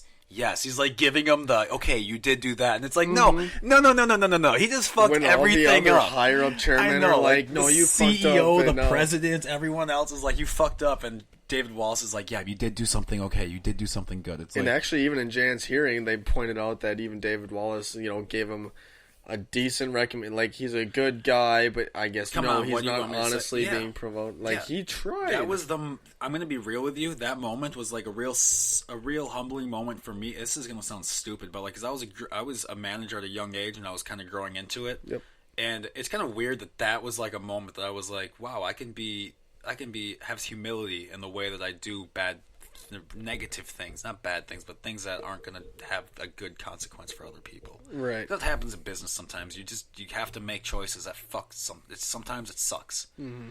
But it's shit, man. They're tough decisions to make. I mean, some nights I'd come home and I'd be like, guess what the fuck happened today? Dude, we both watched that, something. Threat level midnight. Threat level midnight. Thank you. Thanks God for the help, damn it, that Ryder. was You were a funny. huge help there. You're welcome. I didn't provide any clues, but I expected you to get it. I was here to help. That's my job. We job. were talking about The Office. It's wherever you should have picked up. But yeah, the full movie's on available on YouTube. I think one of the parts that kind of like made me laugh was like Kevin decided that nope, it's all for one for all. I'm getting out of here. He decides to charge the fucking door, and then he hits it. Nothing happens, and then all of a sudden, Golden Face comes up to the door, and he just opens a little lever. It's not even locked. Like they didn't even lock it. Made me laugh. And I know that's because it's supposed to be a Michael Scott production, and it's supposed to be all flawed. But that part made me laugh. Full of shit. Yeah. Oh man, no! This was. We have to bring up the document before this. Oh yeah, the one you sent me. Let me pull it up. The one that I did not understand. What I am sharing, what I shared with Naython, was a leaked document from Admiral Wilson to Dr. Eric W. Davis of Warp Drive Metrics. You're not going to read the whole thing, are you? No. Just where you can find it. You can call it the Wilson Memo. You can look that up. But basically, what it's doing is vindicating Bob Lazar. And Bob Lazar was the whistleblower for S4 on Area 51, saying that that the United States has alien technology. This is a crime that we're covering it up, and we need to let scientists, everyone, study this so we can figure it out. He blew the whistle on it, saying we need everyone in science to learn about this. It's really not right to hide this from the world. It's not right.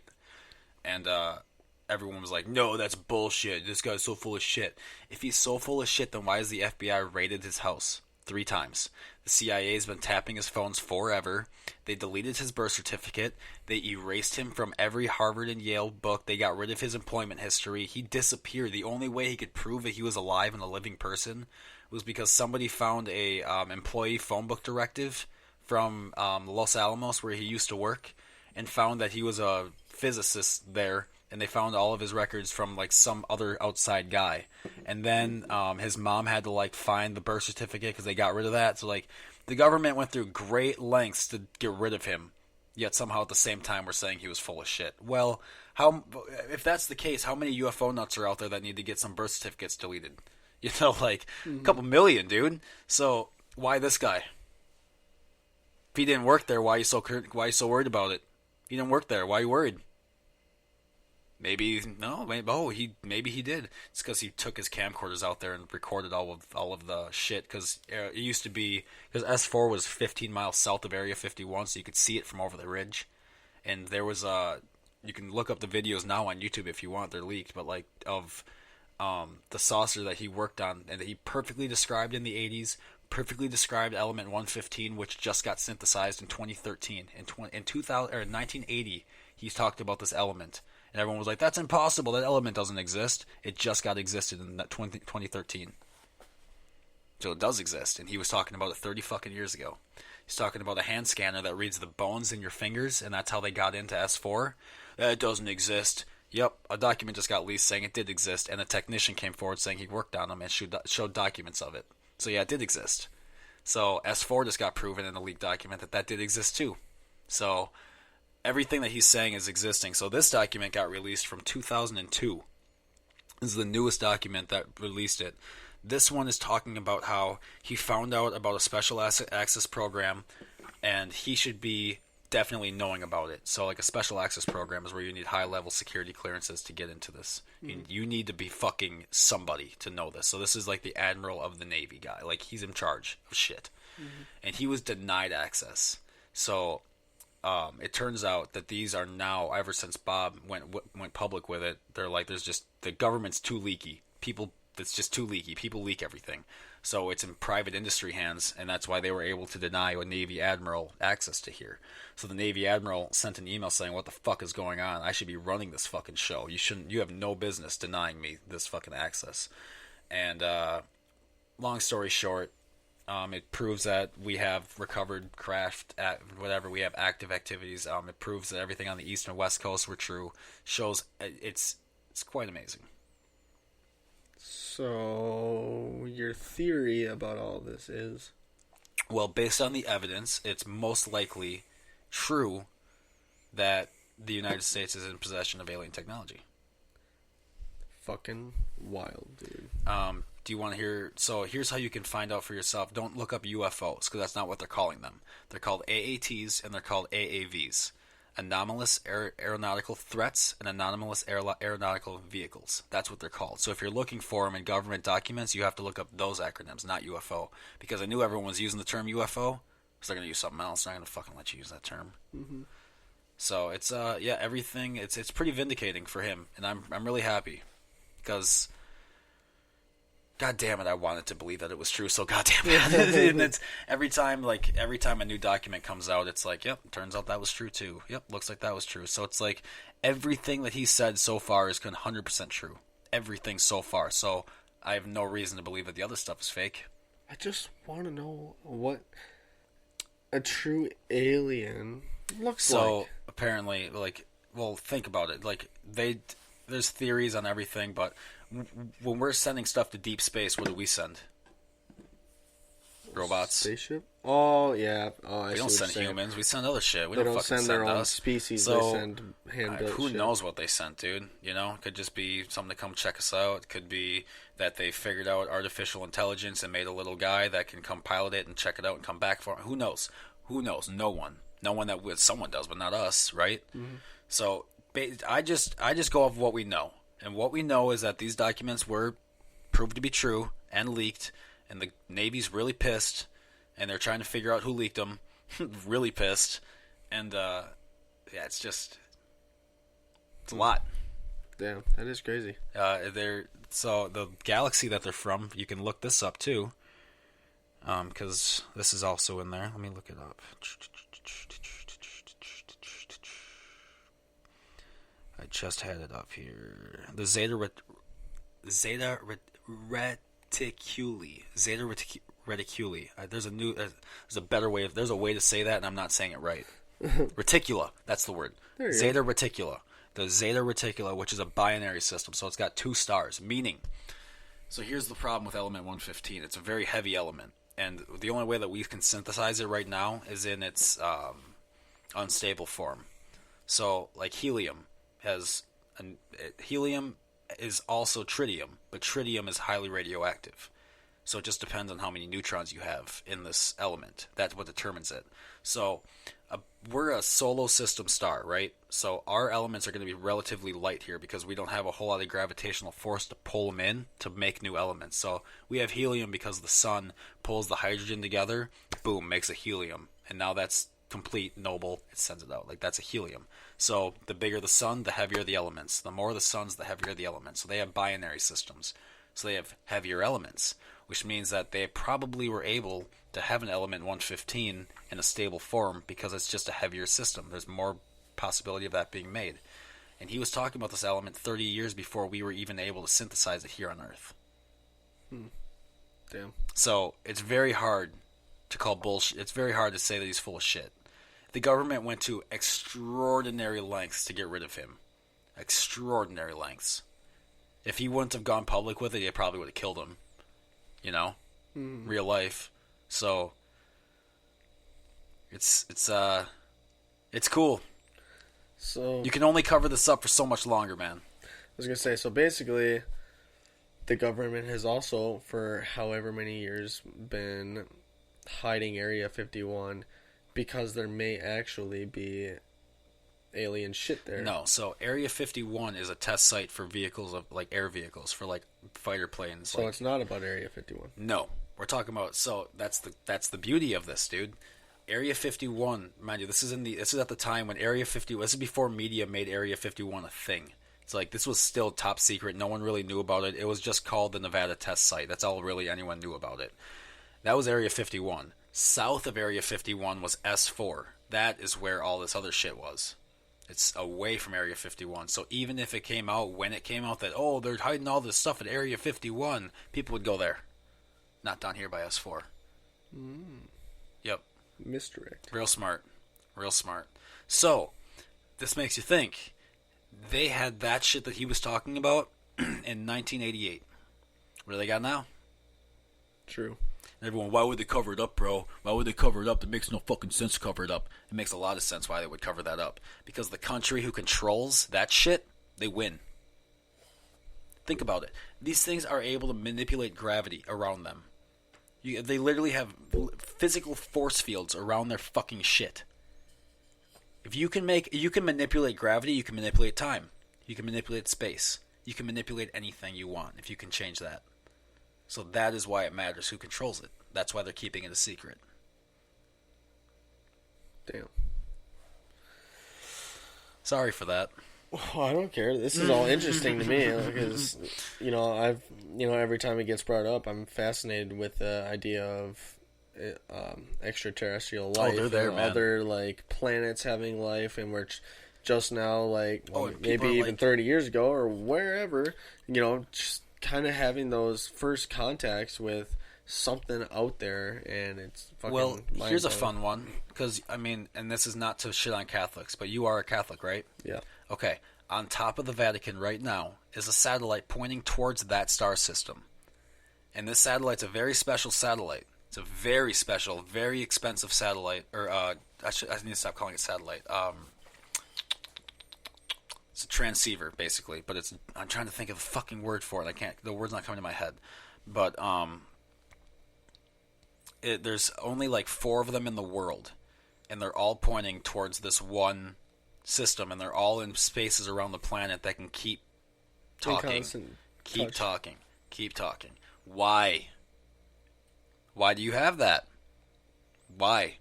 I thought God came. I thought it was Jesus. Why do you have the alien thing on your roof? I thought Jesus was the guy. I thought aliens don't exist. So what's going on here? The fuck's happening here, right? People need to be asking this shit. And if you call Project, get this. Guess what it's called? Project Lucifer. Why would the Vatican, the Catholic Church, name the most expensive prized item they have after the demon, after the enemy? Why would you do that? Doesn't make any sense. Maybe it's because I've been right this whole time about the fucking Antichrist taking over the Catholic Church. I'm serious. There's how many cases of child rape does there have to be? How many times do they have to cover up murder? How many people have to go missing out of nowhere? How many crusades do you have to have? How many things have to happen before people fucking open their eyes? You can love God and not like church. That's me every day of the week. I fucking hate church. Because it's a little government. That's all it is. Little hierarchies, and the pastor gets to do whatever the fuck he wants. The guy in charge gets to do whatever he wants. He's in charge. Everyone, okay, here's the baskets coming around. Everyone, here's the offering. 10% of your income, as if you guys aren't already struggling to pay your fucking bills. Fuck you. Fuck you. Fuck you. That's terrible. It's terrible. You're a church. You're supposed to be outreaching to the community, and you're fucking raping kids instead. Fuck you. There's something real wrong here. And everyone, oh, that's just some people. It's not some when it's all the time, and it's a high percentage. It's 10%. If we had 10% of the Boy Scouts raping kids, we have 1% of that happening in the Boy Scouts, and everyone associates the Boy Scouts with rape. So can you imagine if we had 10? There would be a fucking inspector general up in that bitch. There'd be the CIA in there investigating. But it's the Catholic Church, so everyone has hands off. Name of God, we rape these kids. In the name of Jesus, we bring you the rape.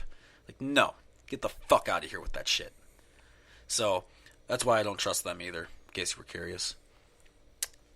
Oh, well, this is what I know now. Yeah, look that up. Project Lucifer.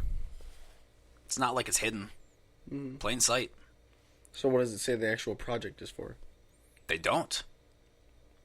Oh, it's just people speculating? Yeah, the Vatican doesn't talk about anything. But some people are saying, it's to look at, or one of them is to look for information coming in from exterior. There's all sorts of bullshit reasons that we give for the one down in New Mexico and Arizona. Which, by the way, Black Hawk helicopters went into that and evacuated everyone and took them out for 3 days and then let them go back after that. The military rushed in, grabbed everyone, pulled them out in black helicopters. No one's allowed to be here right now. Everyone out. Pulled all the scientists and staff away and then let them go back 3 days later. Didn't give them a reason. It's for security reasons. Security. Dang. So they got something. There's something going on. And everyone... Dude, off the East Coast, they're citing like 30 sightings a fucking week of these Tic Tac things coming down from 80,000 feet.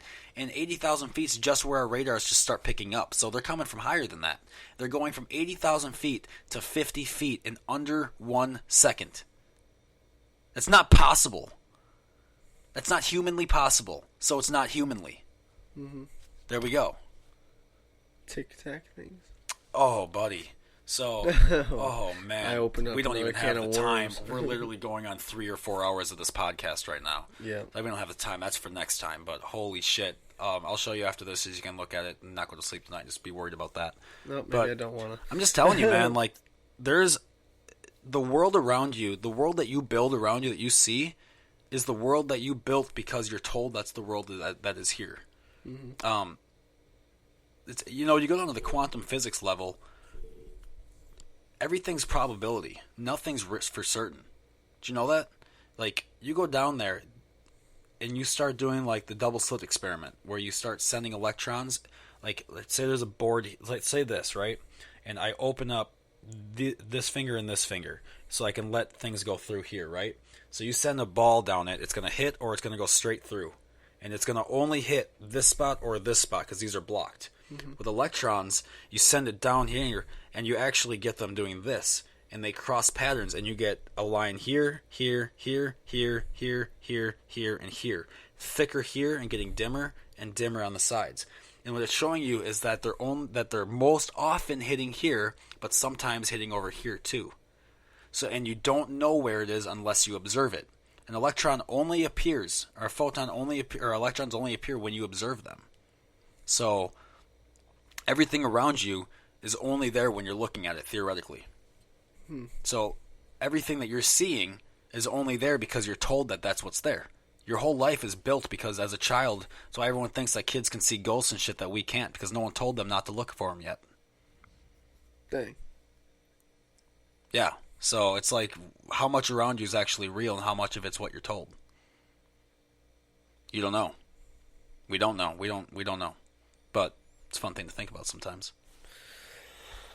Oh, I don't know if fun's the right word. It's fun for me. It's just, yeah, it's just. I love it. Mind blowing, and it's sometimes because you provide me with all this information that you've already looked into. It just kind of like takes me aside and just like sits me down, and now I have a shit ton to think about, and I'm just kind of lost. I like giving other people a perspective that maybe they haven't thought of yet. Oh, you do, definitely.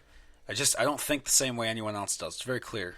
Mm-hmm. Well, not anyone else, but a lot of people. My brain is so fucking. I don't know if it's because I had all those fucking brain traumas and shit. Like, I don't know, but I really break things down. I'm like, wait, why the fuck are we doing this? Because like, you have to realize, like, rights, like a human right. What is a human right? What is it?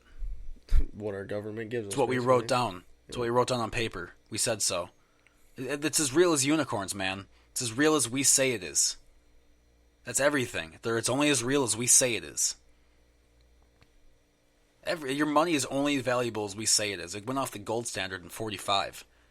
Your money could be worth nothing tomorrow if someone decided that the American dollar is not worth as much. It could be worth nothing tomorrow. There's no backing to it. It's all faith-based. Everything is just what you believe in. So when people go around, well, this is what we need to do. These are the fucking facts. Blah, blah, blah. You don't even fucking know. All of this could be a fucking game. We have no idea what's going on. Mm-hmm. None.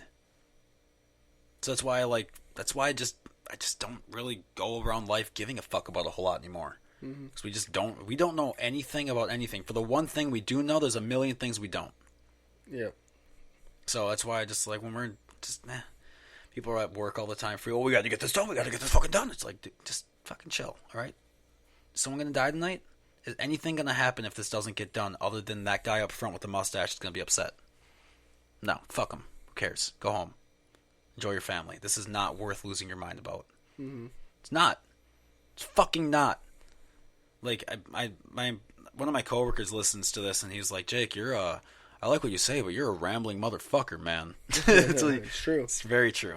Very true. I just need everyone to, I don't know. I think that a lot of people want to think like this is such an arrogant thing to say now that I'm saying it out loud. I don't mean to say it, but like they want to see it. They don't want the world to be what it is, what they're seeing. I don't think a lot of people want this to be what it is. This is all it is. How many people had that thought when they're like, this is it? This is what life is? I wake up, I go fucking to work, I pay bills, I go home, and eventually I'm going to fucking die. That's life? I don't think people like that. Right. I certainly don't like it, at least. So I just try to give people a way to like think, like, hey, this isn't all that life is. Life is a lot more. Mm-hmm. Life is a lot more. Go outside and look at the trees and just try to think of how long it took for that fucking tree to get there. And how many birds flew over and took a shit on it, and what happened to those birds? Where did those birds come from? What about them? Where did they actually? You can go on for days. There's so much you don't know. So it's, to me, when people, I'm bored, man. Fucking what? How? How are you bored? You don't know shit about shit and you're bored? Go fucking learn something then. What are you fucking talking about? Learning's gay, dude. Then fucking just, I don't know. Go outside and bury yourself. You're worth nothing. You know? Like, I don't know. No, I hear you. It's the 9 to 5 then die kind of thing is, yeah. I have a coworker. What everyone he looks gets for. mad at me. He gets really mad at me. Like, he gets legitimately mad. He's like, you just this fucking, you guys all think you're going to be fucking somebody one day, and you guys don't know. You just have to come to work, and you need to just fucking go to work and just do what we do and die. And I'm like, dude, do you have a wife or kids? No. Okay, then I'm not doing what you do, first of all, because I want that one day. Mm-hmm. So, no, I'm not doing that. Your life already is below par for me. I'm not going to work every day and going to die one. I'm not doing that. If you want to do that, you can do that. But do not go around telling other people that that's, oh, well, you need to fucking learn that that's what life is. No, that's what you think life should be because you hate yourself. So you want everyone else to hate themselves too. No, other people don't. You can go fuck yourself. You can go pick yourself up. You don't like it so much. Go fucking do something about it. It's not hard. It's really not hard to go do something about it. It's really not hard. It's just taking the first step. Everyone gets, it's like going to the gym. It's getting there. You know? Yeah. Putting on the fucking workout clothes. It's hard. Really is. Anyway, we're going on like 3.5 hours, so I will let you. Do you want to say anything else before we get rolling here? No, I'll see you next time. You'll be back. Oh yeah, I mean this is kind of how we hang out. It's a lot of fun. So. Yeah. Well, we live far apart now. Not far, but further. We discussed earlier. Yeah, but we used to live in the same house. So I went to St. Michael and back before I came here. Yeah. Oh, that's right, because you had that shit happen. That's right. I forgot. Yeah. But, I used to remember, like, sleeping. I used to hear you fuck above my room. So, it used to be real close. And now we don't live, so now we live miles apart. So, like, yeah, I remember when your fiance would come over, I'd be like, oh, god damn it. And then for, like, 30 minutes, yeah, like, could have fixed that squeaky bed. Let me just go ahead and put my headphones in for the next half hour here. My bad. Oh, it's just, it was funny. I was downstairs. That's part of the time. That's part of the fun, dude. That's part of college living. It's like, what's going on? Is that something? Or like just walking in on someone just jerking off. You're like, oh, I'll be back in 5 minutes. Sorry. I'll let you finish up here. And, or when you accidentally sent me a dick pic. Like it's just, it's let's funny not shit. Bring that it's just funny shit. It's funny shit. It's so funny. Oh, we might as well share that story. Oh, now, wake Craig. up! It's a What's this? Oh, a dick? My phone? Okay. Yeah. No. Share that story quick. Fuck. So yeah, I have to. It's funny. I woke up with that morning glory. Woke up with the morning position. Yeah, and got attention. Hello, sir. I thought maybe this would be Morning something the duty. fiance would like to see, and send a pic to what I thought was her, but was actually the group chat right below breakfast her. Group chat, which consisted of my two roommates, another guy, and who happened to, I think Chance was in that one. Yeah. Yeah, a guy who was also dating one of the girls in the group chat, and another girl. So I woke up, I realized it as soon as I pressed that send button, what group it was going to, and I booked it to the room next to mine and pounded on Halpin's door. It and was I was DEFCON like, 1. Halpin? Yeah, dude, it was. I think that's as fast as I ran. DEFCON 1. And I pounded on the door. I was like, Halpin, don't open that snap. He's like, what? Why? I was like, it's a dick pic. It's a dick pic, Halpin. Don't open the fucking snap. It's a dick pic. I remember his response. He's like, what? Why? Why did you send a dick pic? And I was like, it was an accident. What do you mean, why did I send it? I just felt like it, dude. No, it was an accident. So and then I booked it down to your room where I noticed you weren't there. I noticed your light was on in your bathroom, so I started pounding on your bathroom.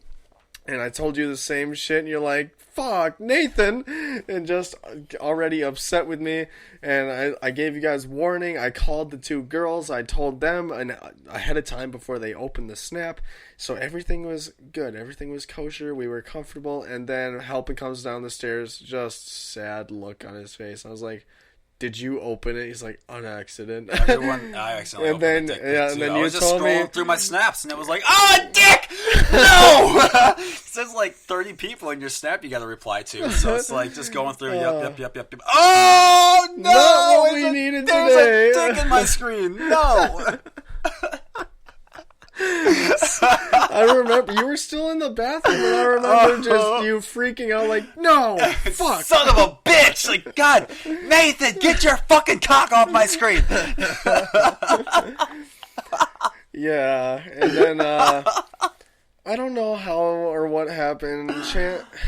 The guy who was dating the girl in our group, it was told to me that he clicked the open button for them and, tapped through or whatever, but, like, part of me, I feel like I remember hearing that they accidentally opened it, too. I'm sure they opened it. Which, I'm sorry, but... I don't mean to be a dick either, but, like, also, if you go tell a bunch of girls that you accidentally sent them a dick pic, they're opening it. And be like a bunch of girls coming over to a dude, oh my god, please, I just sent you a nude, do not open that photo. Yeah, sure. Yeah, I'm gonna get rid of that, I did not open that. I swear to you, I put my hand on the Bible. I did not open that. Meanwhile, you took like 7 screenshots. 4 of your boys already have it. You're like, with your so, iPod Touch that happens to take pictures. Take a picture of it. Like, come on. I still have that picture of that chick who sucked. I don't remember. I think it was Ben. Someone got his dick sucked at the dance floor at Beta. Still have that picture. What? Yeah, in our basement, some lady just like literally was just dancing, and then she just like dropped on her knees and just started sucking some dude's dick in the middle of the floor from just out of nowhere. Oh, Beta. Just nowhere. I don't even know if they were together. I don't think so. I think she just decided she was getting real slutty right now. Who's the closest guy? You? Yep, there it was. That'll do. That's literally what happened. I have the picture. It was fucking hilarious. Yeah, that's Nathan's one and only accidental send. It was a good time. That was a funny memory. Well, yeah, I mean, at the time, though, that was a panic attack. But yeah, now track shoes came on. I mean, even later that day, it was something to laugh about. Because we had breakfast, and it was just something funny. Oh, fuck. Yeah, that's another thing. Everybody came over for breakfast after that happened. Do you remember what everyone brought for breakfast? What's that? Everything that everyone brought? Do you remember? I remember one buddy bringing... Yes, okay. So it's like... Everyone shows up with like mashed potatoes, like just a good some sort of dish breakfast to pass, food like waffles, like just good stuff for breakfast. And everyone's like, mashed potatoes aren't for breakfast. Have you ever done it? Yes, they are. They're very good for breakfast. I love them. They're good. But dude, and then Devin comes walking in. Hey, I got my go around, a 30 rack of Bush Light out of his trunk, and a bunch of shooters. Just a bunch of fucking fireball shooters. Some but you Jameson. know what? I was like, you know what? It was his idea, but I'm gonna play along. I took some shooters with him. Didn't matter. I think it was on funny. a Saturday. It was a good day too. We had a great day that day. We got our motorcycles fixed up, and we were out cutting the grass. It was a good time. We got some shit done that day. Sat on the roof. We had some good shit done that day. So yeah, we're gonna roll up this podcast here. So anything else, real quick? No, just like I said, I'll see you next time. Thanks for having me. Yeah, awesome. All right, we'll see you guys later.